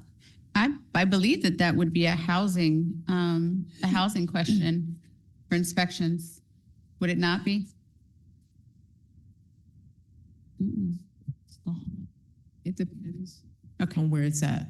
So I was just actually talking to the police director about, I think I know what address she's referring to, Councilwoman Frisbee. So he already said to give him the address. So the police would actually have to assist inspections on these types of matters. There is an ordinance that exists that I've dealt with, like for boats parked in driveways of homes and things like that. So something like this may apply to same, but that, I you have to don't know, look at that 'cause ordinance. so I know you know the property that I'm talking about. It is, I've contacted departments on more than two occasions because it's dumpsters, they're putting trucks, it is just vans, it is so unsightly in the community. And again, this goes back to if they're going to purchase property and not use it for the means in which it was purchased, I'd like to just see something done about that. Right, and just, for that specific one, they don't own the property that they put their vehicles and the dumpster on, and that's why I just spoke to the director of police to get assistance on that one, so that he can actually assist my inspectors and hopefully get it towed. Excellent. Thank you so much. Appreciate it. All right, Mr. Garcia, can we please proceed?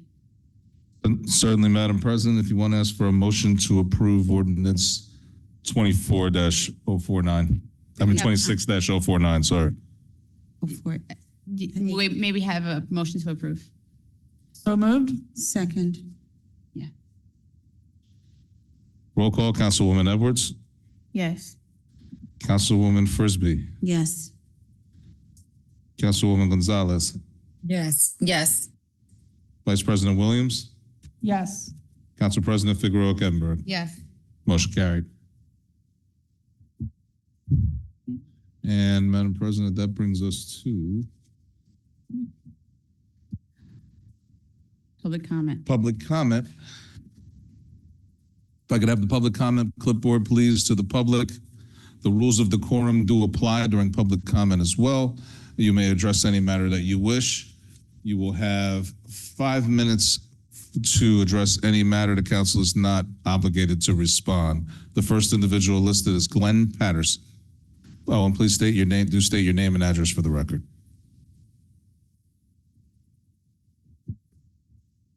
What did you want me to say? My name is Glenn Patterson, Your name and address for the record. and I live 95 Cedar Lane, apartment E6 in Florence, New Jersey. Yes, sir. 08518. Zip code. Thank you.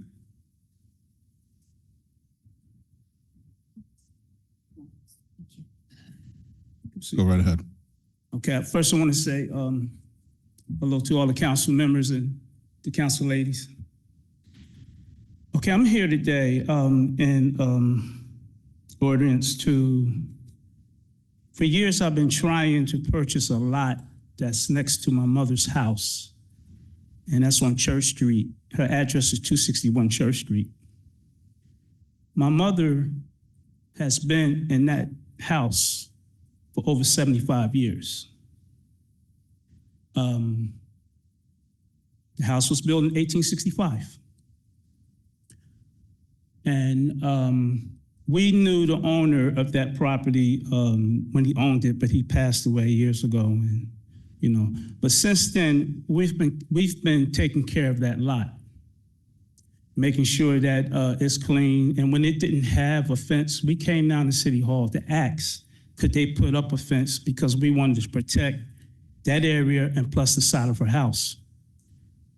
one of the main issues that I got going on right now with my mother, she's 97 years old, and I'm doing everything I can to provide safety for my mother. And not just for my mother, but for that area too. And for years, I've been coming to City Hall, putting in applications to try to purchase that lot. And it has never been I has never been able to get it. So the last time I put in a application, it was denied again. So that's why I'm here right now, asking, why am I being turned down every time I try to make a purchase on that lot? Why? Can someone tell me why? By record, if you want to check, I've put in several times for that. Remember the adopt a lot? That was the application. I did that several times to take care of it. We've been taking care of it. My mom can't do it now because she's bedridden. The other issue that I have, the reason why that lot is so important to us, because it's next to her house. And now with her condition, getting her in and out of the house in the front is a problem. I have to worry about getting her out and trying to get her into that vehicle. What I should be talking about too is that street, Church Street, they come down there so fast, speeding. Maybe speed bumps can be put in place, but that's another story. We're talking about a lot. But if I'm able to have that lot, then I can back my vehicle up in that lot, exit my mother from the back, allow her, put her into the vehicle, and then come out. It's a safety concern for me, for her. And again, I just don't understand why, like every time I try to purchase it, it's like it's denied. You know, like I have no idea. Here's the picture of me here, where a couple of months ago I came down and I put it in again, and then it was denied. You know, and also I want to just say this: my family, especially the women in my family, they have strong blood. I have my grandfather, mother lived to be 99, and then her daughter lived to be 104. And then my grandmother, she lived to be 97. And my mom right now, she's punching at 97. So the women, they got strong blood in my family. I'm gonna do what's necessary to keep mom safe. And having that lot is part of it.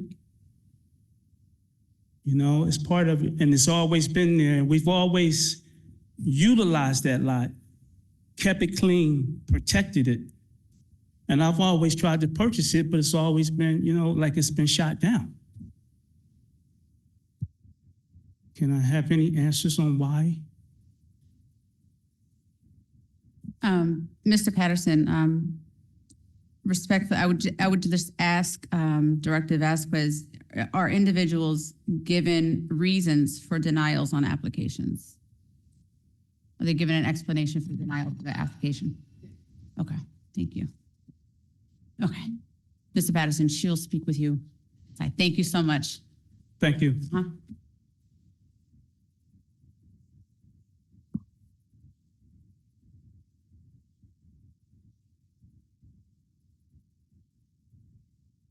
Joseph Chapman. My name is Joseph Chapman. I live 563 Bellevue Avenue, Trenton, New Jersey, 08618. I have two issues. One of them, I'm asking council members to have an ordinance for anybody who have a dog in the city of Trenton to clean up behind their dogs, because it's bad when they're defecating in front of your home. You got to come home and you got to clean up behind somebody else's mess. I think it should be an ordinance for them. They should have signs all over the city stating that clean up behind your dog or you'll be fined and all that. And it's very easy to do it, because if you see people, if the parking authorities or any police would see somebody walking their dog, they don't have a pooper, scooper, or a bag with them, they should be automatically fined. And I mean, it's getting to the point, I come home and it's in front of my home, and then people walking the dogs, let them do any time they want. I mean, it's not like that in Hamilton or any other township. People, they have signs showing you got to clean up behind your animal. And I have a picture of one sign in the whole city of Trenton, and it's off of Brunswick Avenue, stating that clean up behind your dog or $1,000 fine. Leash your dog. And the other issue I have is down on Hoffman and Oakland Street.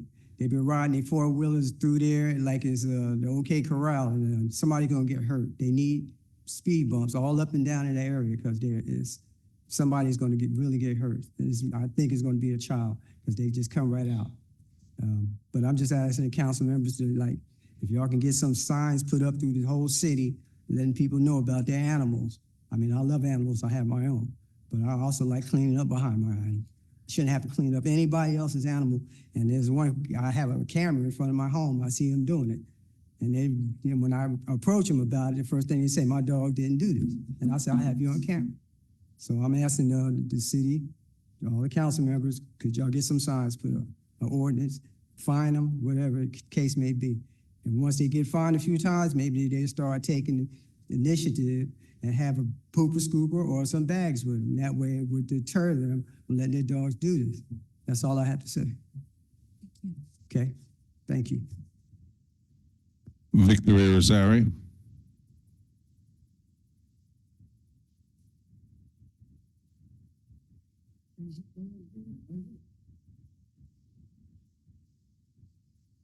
It's a pleasure again. Victor Irizarry, 19 Moreland Avenue. Two articles by L.A. Parker in the same paper, to me, was like a treat. First one, the latest one is, what is this Sunday? Let me see. Today. The Governor Sherrill should take another walk through Trenton. And the other article, the same paper, is unequal treatment for Trenton neighborhoods goes deeper than just trash cans. Right here, he made a comment where Trenton remains a trashy city filled with many people who accept these conditions, wait for it, as normal. All right, so he's complaining about trash cans at Georgia Park and head-sold not being properly maintained. And Governor Sherrill, she took a trip, she took another trip, and she's more concerned about I guess towards Chambersburg and not towards the black community. Again, I looked at it was 2012, and I looked at when it was reported that Trenton, the Trenton UN area is the 5th richest city in the country. All right, so, and then again, I wanted to see, I understand now that the money that's coming in from the cannabis is supposed to help impoverish the cities due to the drug war, J. Edgar Hoover and Nixon, and, you know, destroying the black community and spilling over to, I'm gonna say directly to the Puerto Ricans, me being a Puerto Rican American, he is comparing Hiltonia, where the mayor is supposed to live. I didn't know he lived there in that area, and compared to, say, Wilbur section, Wilbur section, that is, and how unfair the city treats these areas. Some areas are worked better, are maintained better than others. Then there's income differences on certain parts of the city also. The average is about 80,000, and then you have the low class 30,000. There's a whole lot of things going on here. Now, I was looking up to see who was responsible for the trash collection, at least in the parks, and two departments come up. One is water, water department. I mean, not the water department, public works, and then the other one is recreational.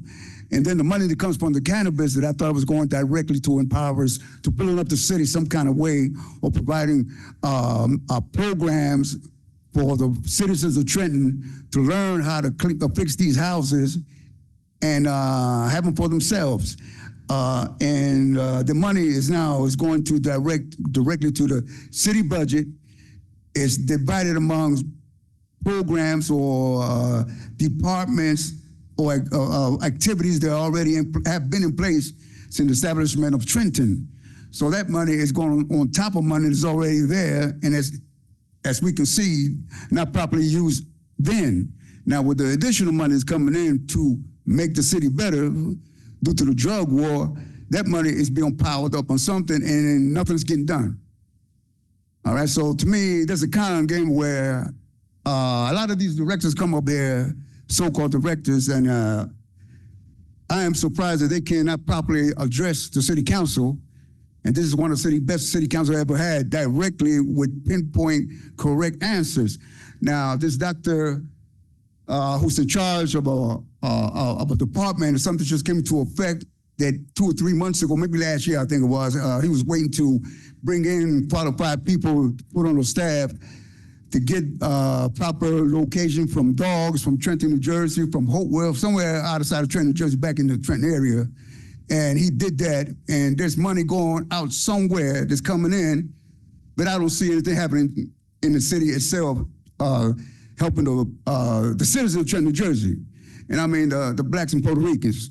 And I notice also there's an influx of Latinos coming in, and they're just about the majority in the city now, but I see a lot of progress they are accomplishing, but we that have been here, I don't see anything going on in our communities.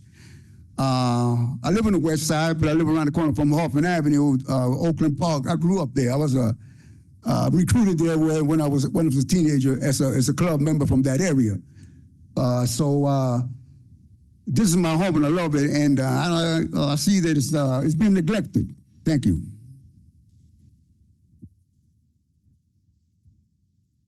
Louis Brady.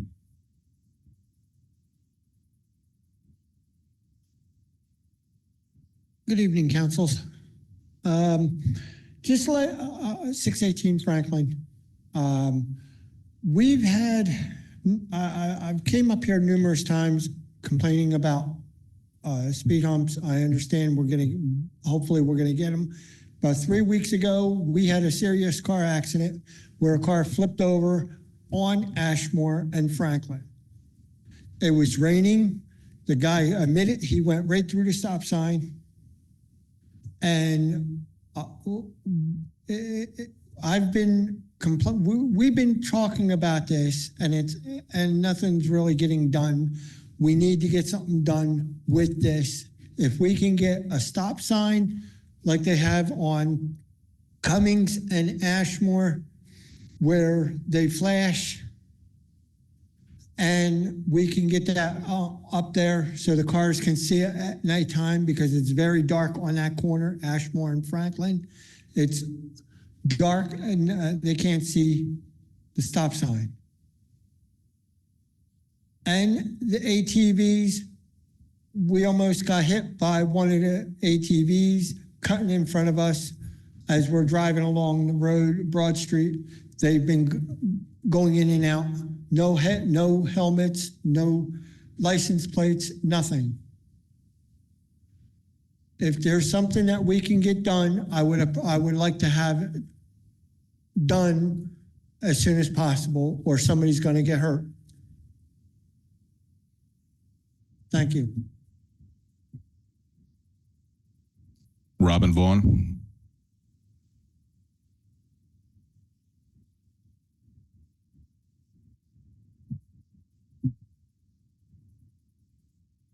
Robin Vaughn, 1100 Stuyvesant Avenue. I just wanted to briefly put on the record a couple of questions I have regarding certain resolutions and ordinance that's currently on the docket.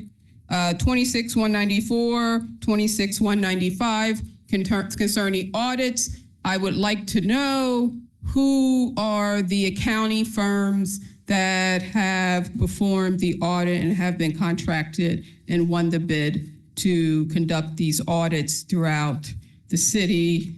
26198, I'm concerned about this. This sticks out because we currently have a government employee, a municipal employee, who is currently active in the Trenton Police Department running for mayor. And the Hatch Act clearly says that that's potentially a conflict. It seems that many elected officials and municipal government employees don't understand conflicts of interest between their official duties and their personal financial interest here in the city of Trenton. And I just wanted to put that on the record this evening. The Hatch Act clearly states that if there is a department that receives federal funding, that person can be restricted from political activity. And I would like the law director, Wes Bridges, to provide an opinion on that.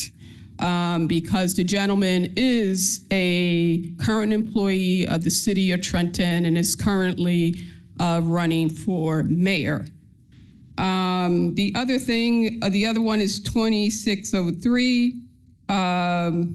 I don't know who the 26203, the redevelopment attorneys, is these attorneys representing the council, the mayor, or the director of the department? Because the council is the redevelopment authority. So what purpose would these redevelopment attorneys be providing? The council should or must have its own dedicated redevelopment attorney. We don't know who that is. I don't know who these individuals are who will be contracted. And I don't really know who's the mayor's redevelopment attorney. I thought we had one that covered the city, but now we're saying that we're engaging some additional. But I'm concerned that the council, the redevelopment authority of the city of Trenton, does not have redevelopment representation. And I will go on to say 26210. Well, I'm surprised that these phases are ongoing. I think the water director needs to let us know what's outstanding and what has been completed. I mean, 1C was started back in 2020. To see that Ducon, another one, I don't know how many contracts is Ducon going to get? I mean, I know who we got: Spinellio, Ducon, a couple of others. We want to know this wrote this. I mean, are these contracts going out to bid? The other one is 2646. This is concerning this recovery home in the middle of the West Ward residential neighborhood where North 25 is. You have children. You have the Cycle King organization. You have Shiloh Baptist Church. Calhoun Street is one of the most busiest streets that go from through a couple of towns all the way through Pennington and to Ewing. I don't know who's going to be eligible to come into these homes. Is it just Trentonian residents who have been incarcerated, or who has been in recovery? Is it going to be people from the county and other districts? Like, who is eligible to be a part of this home, and who is funding this home? Okay, it shouldn't be in the middle of the West Ward and residential community across from Cycle Kings, where we give family events all the time. Who came up with this idea? Put it in another township, not in Trenton. And we have this Civil Immigration Enforcement Cooperation. Is it for illegal immigration or legal immigration? Because it doesn't say illegal. I don't know what that is. But, and that's all I have. Thank you. Letitia Peters.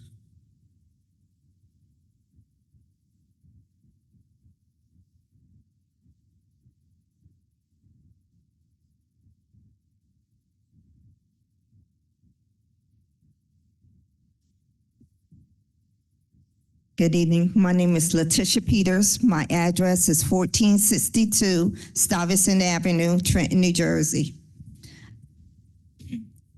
I have several comments pertaining to what we discussed.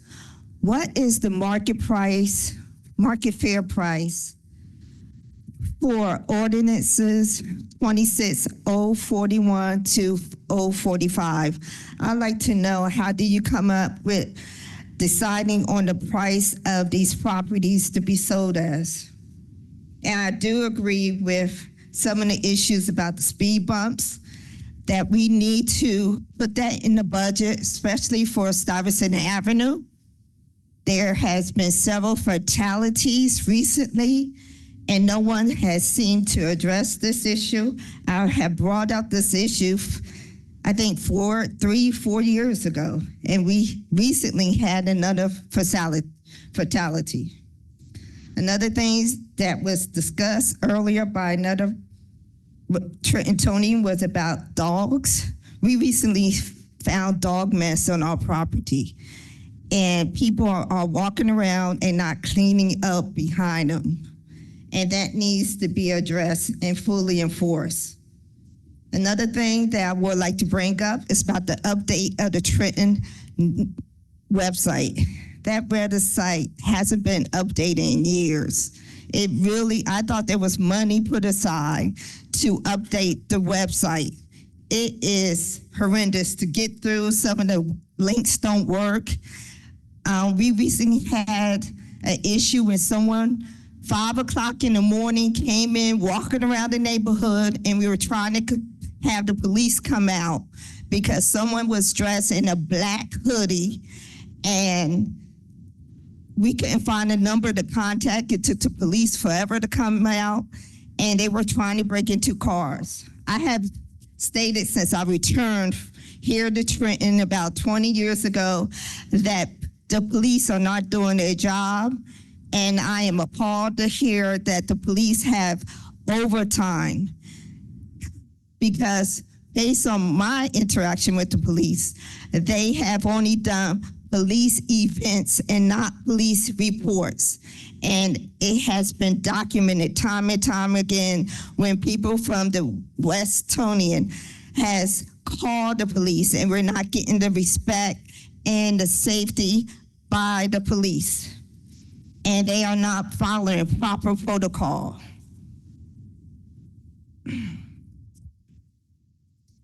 And another thing I like to bring up is that I have only come here only when I felt good. This is the first time I've been able to speak because, I don't know, something in this building was making me sick, or maybe the people who were targeting me making me sick. But this is a great time for me to tell you that people need to speak up and talk about what is happening here in Trenton. There needs to be a time now to take action. And we cannot no longer be silent. We need to do what we need to do to look into the future of Trenton, New Jersey. Thank you, and have a great day.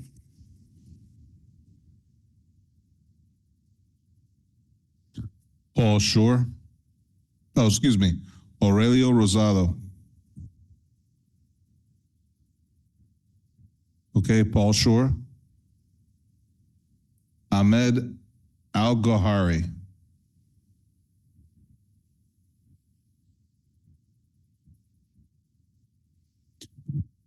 Good evening. My name is Ahmed Al-Gohari. I live at 400 Goran Court, Harlan, New Jersey. Good evening. I'm a real estate developer here in the city of New Jersey, city of Trenton. I did a couple projects here, and I did it successfully. I just want to come here today and express some concerns, and I hope to get some answers from the directors here.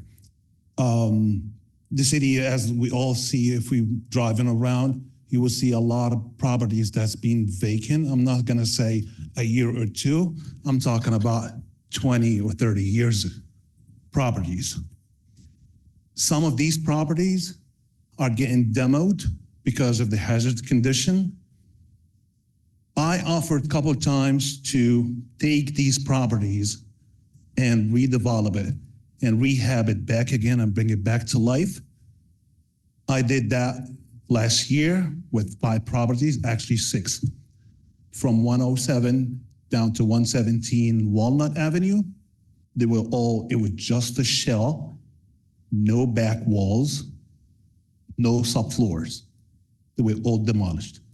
I brought it back to life, and last month we sold the last house.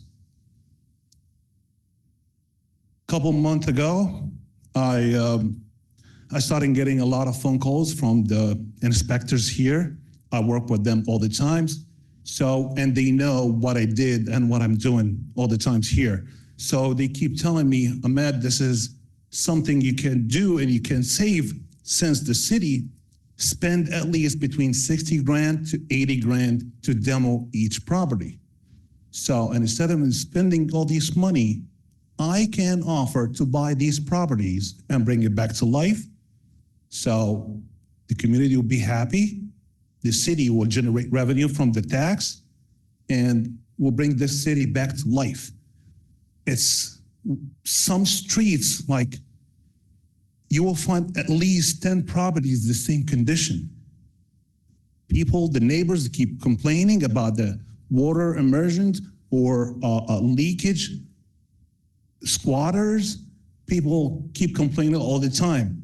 So I submitted an application, I believe 6 weeks ago, after one of the inspectors called me. So I got a phone call from somebody from the Housing and Economic Development.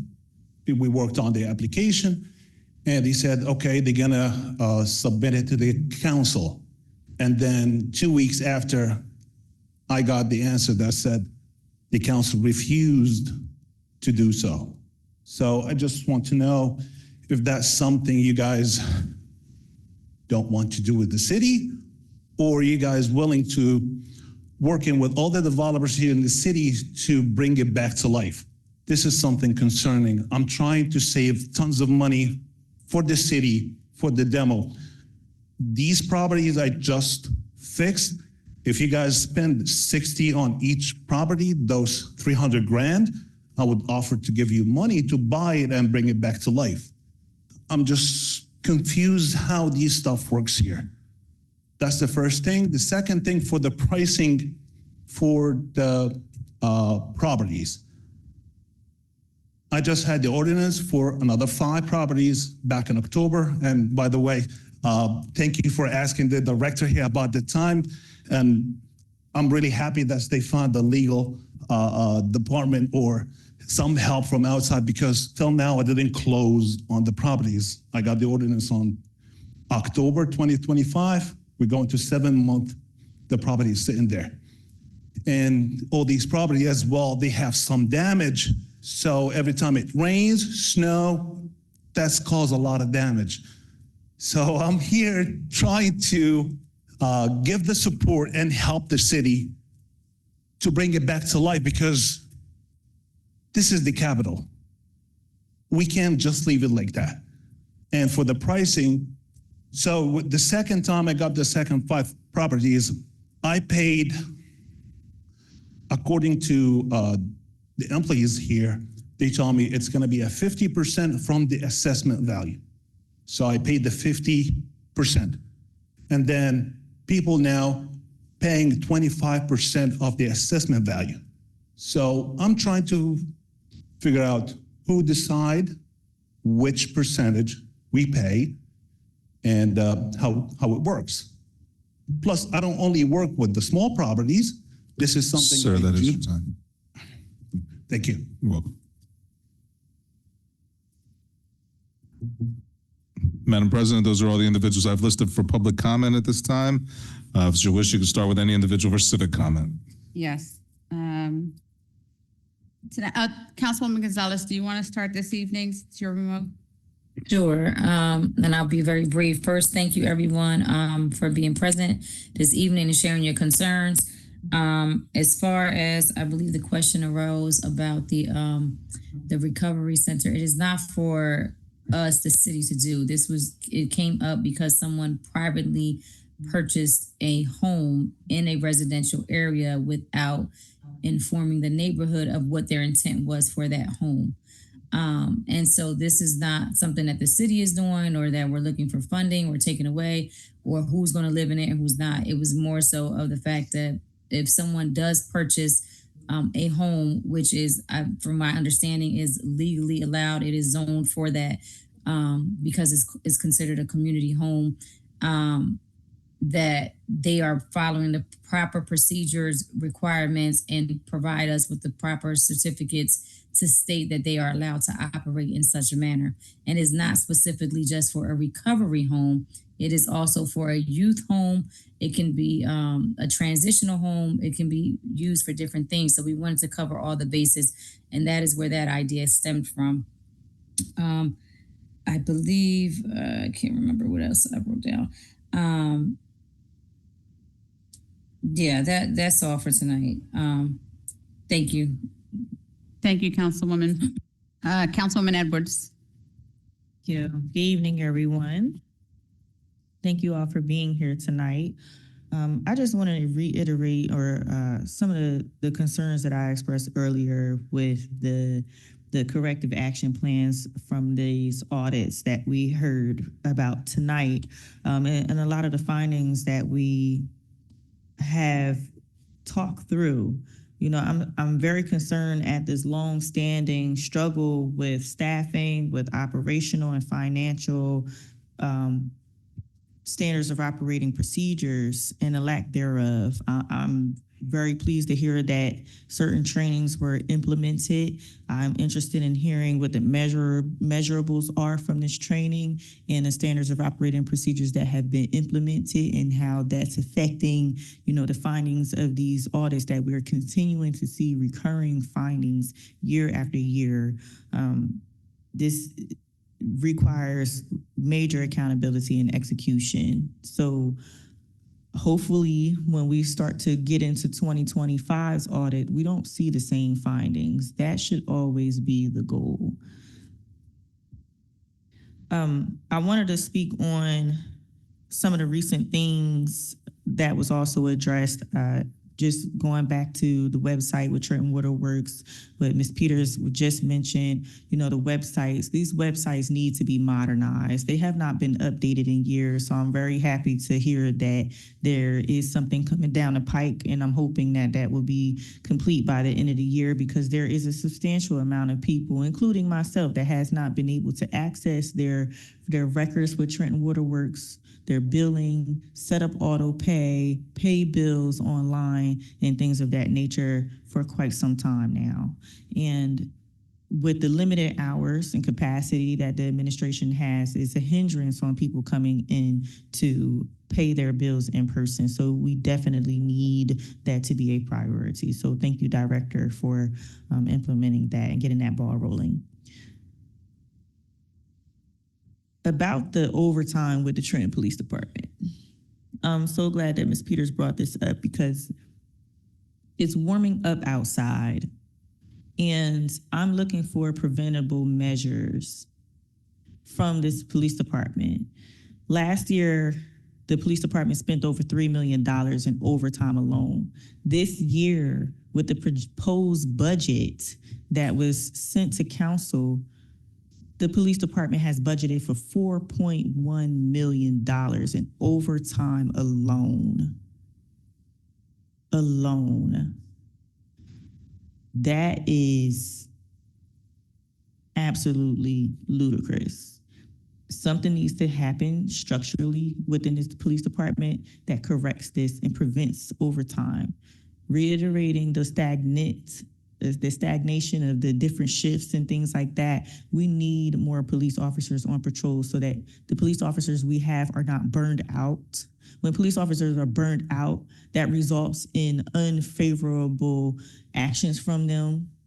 That shows up in ways of excessive force, of profiling, of attacking people. We have seen this earlier this year and last year, videos of people being thrown to the ground by police officers just on Hoffman Avenue, for example.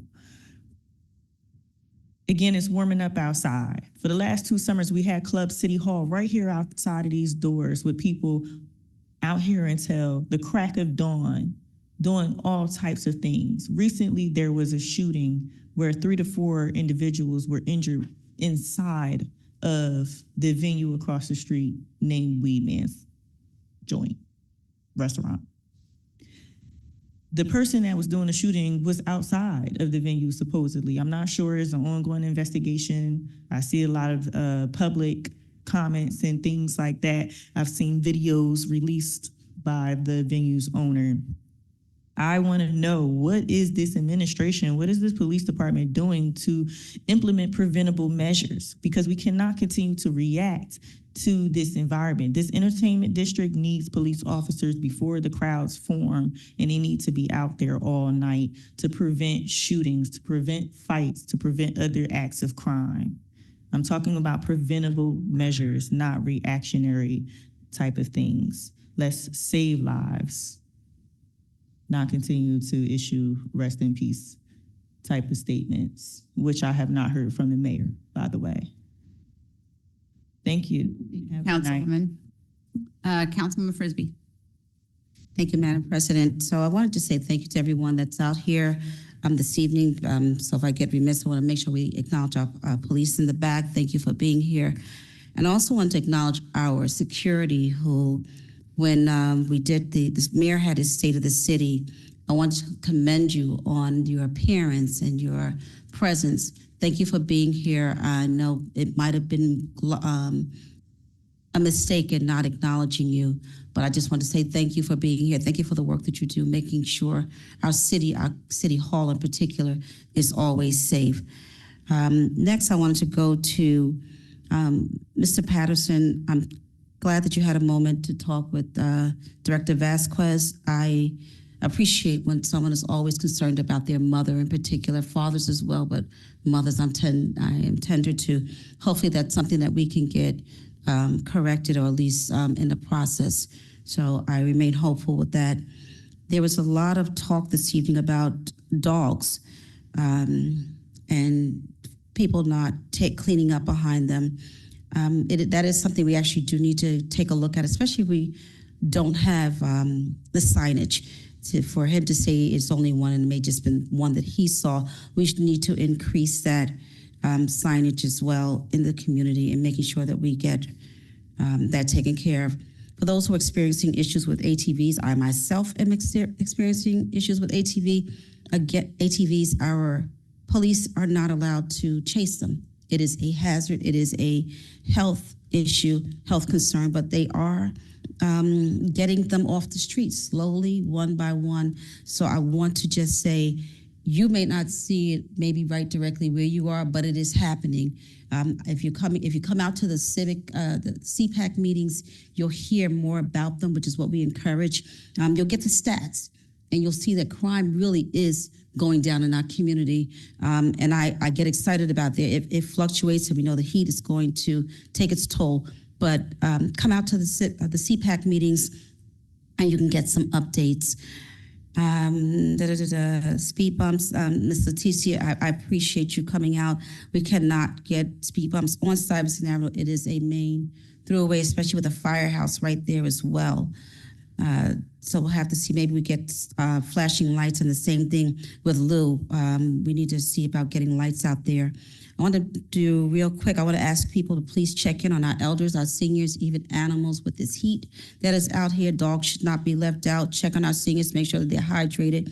They're not in a room where there's no air. If they have issues, please have them call the city to find out a cooling station.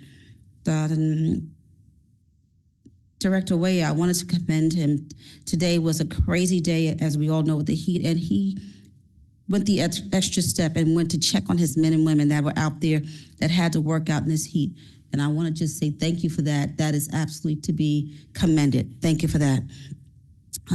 I say be careful to all of those who have to work in this heat and don't have the affordability to stay home or have their job say, oh, you don't have to come in today. Please be mindful of those and be appreciative. There was someone who said that our police were not respectful. They were, when she came in and had concerns. I suggest you get the badge number, get an ID number of some sort, and report it to our police director. This way we can hold them accountable. For the most part, we have great officers here. We are about to graduate another class. I'm hopeful that we can get our numbers up so that we can get things moving in the city.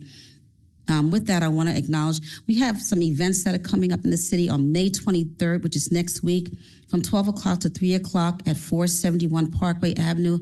It's called Tinker in STEM. If you like all kinds of messy stuff, especially snakes and nasty bugs that I don't like, this is a place for you, not for me.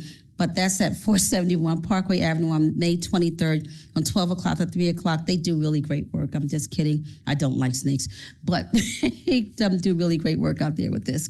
Also on June 6th, something that's very dear to me, Moms and Men Action for Mercer County, we are having our Party in Orange, which helps to wrap our arms around those families that have been impacted by gun violence.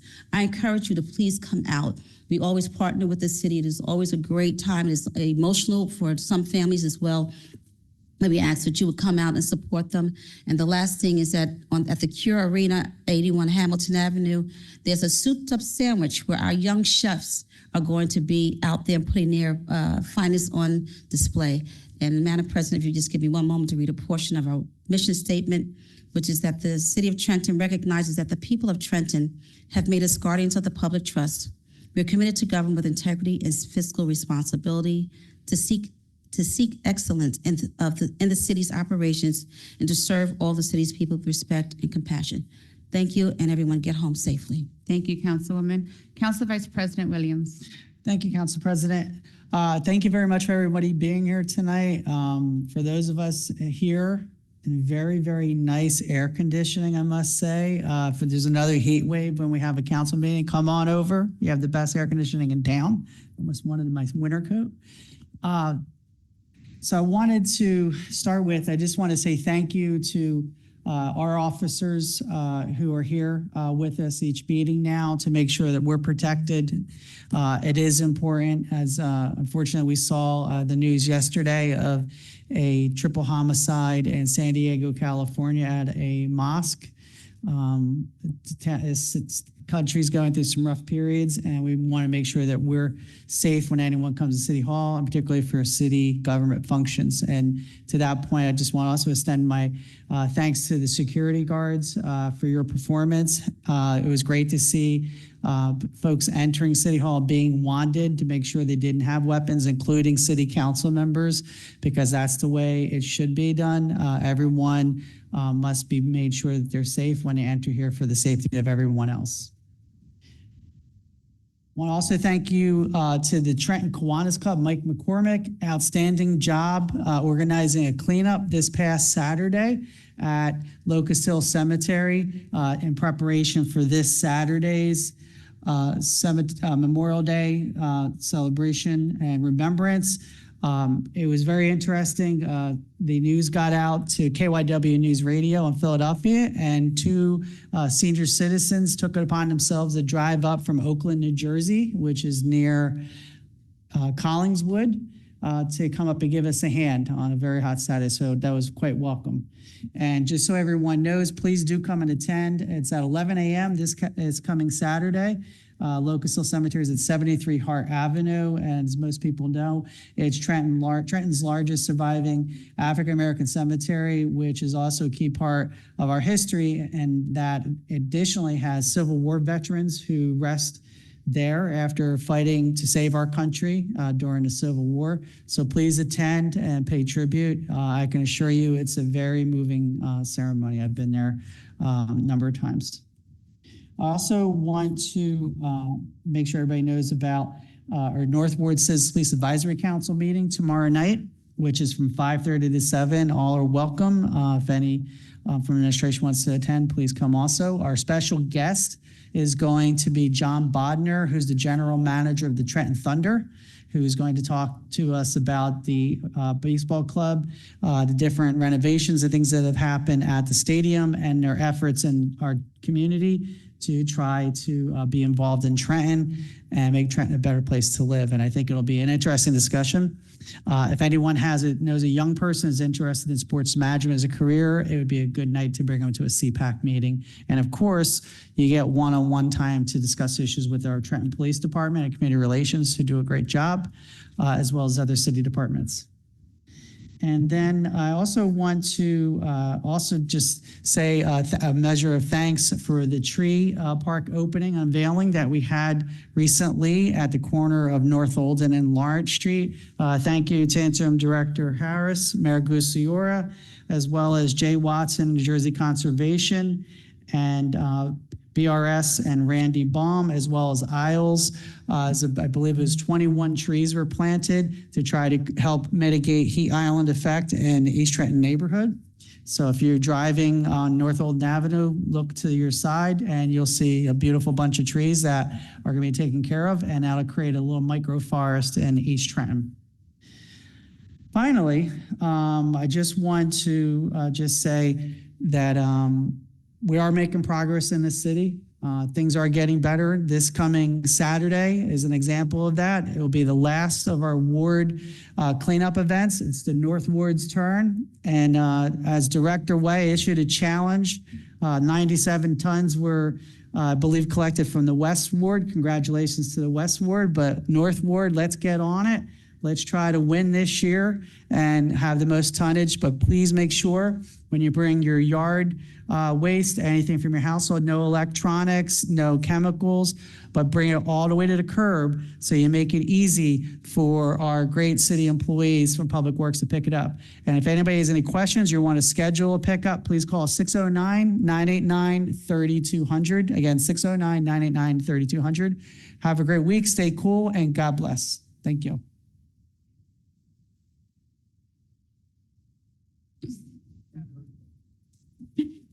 Good. It's 5. Good. I don't think she'll ever finish in 3.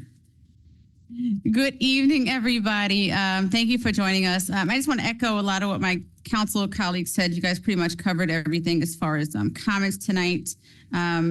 Just that there is an ordinance for, cleaning up after your dog. And I'm sure once our police force gets more readily filled, we'll be able to provide those quality of life and deserved issues in the city of Trenton.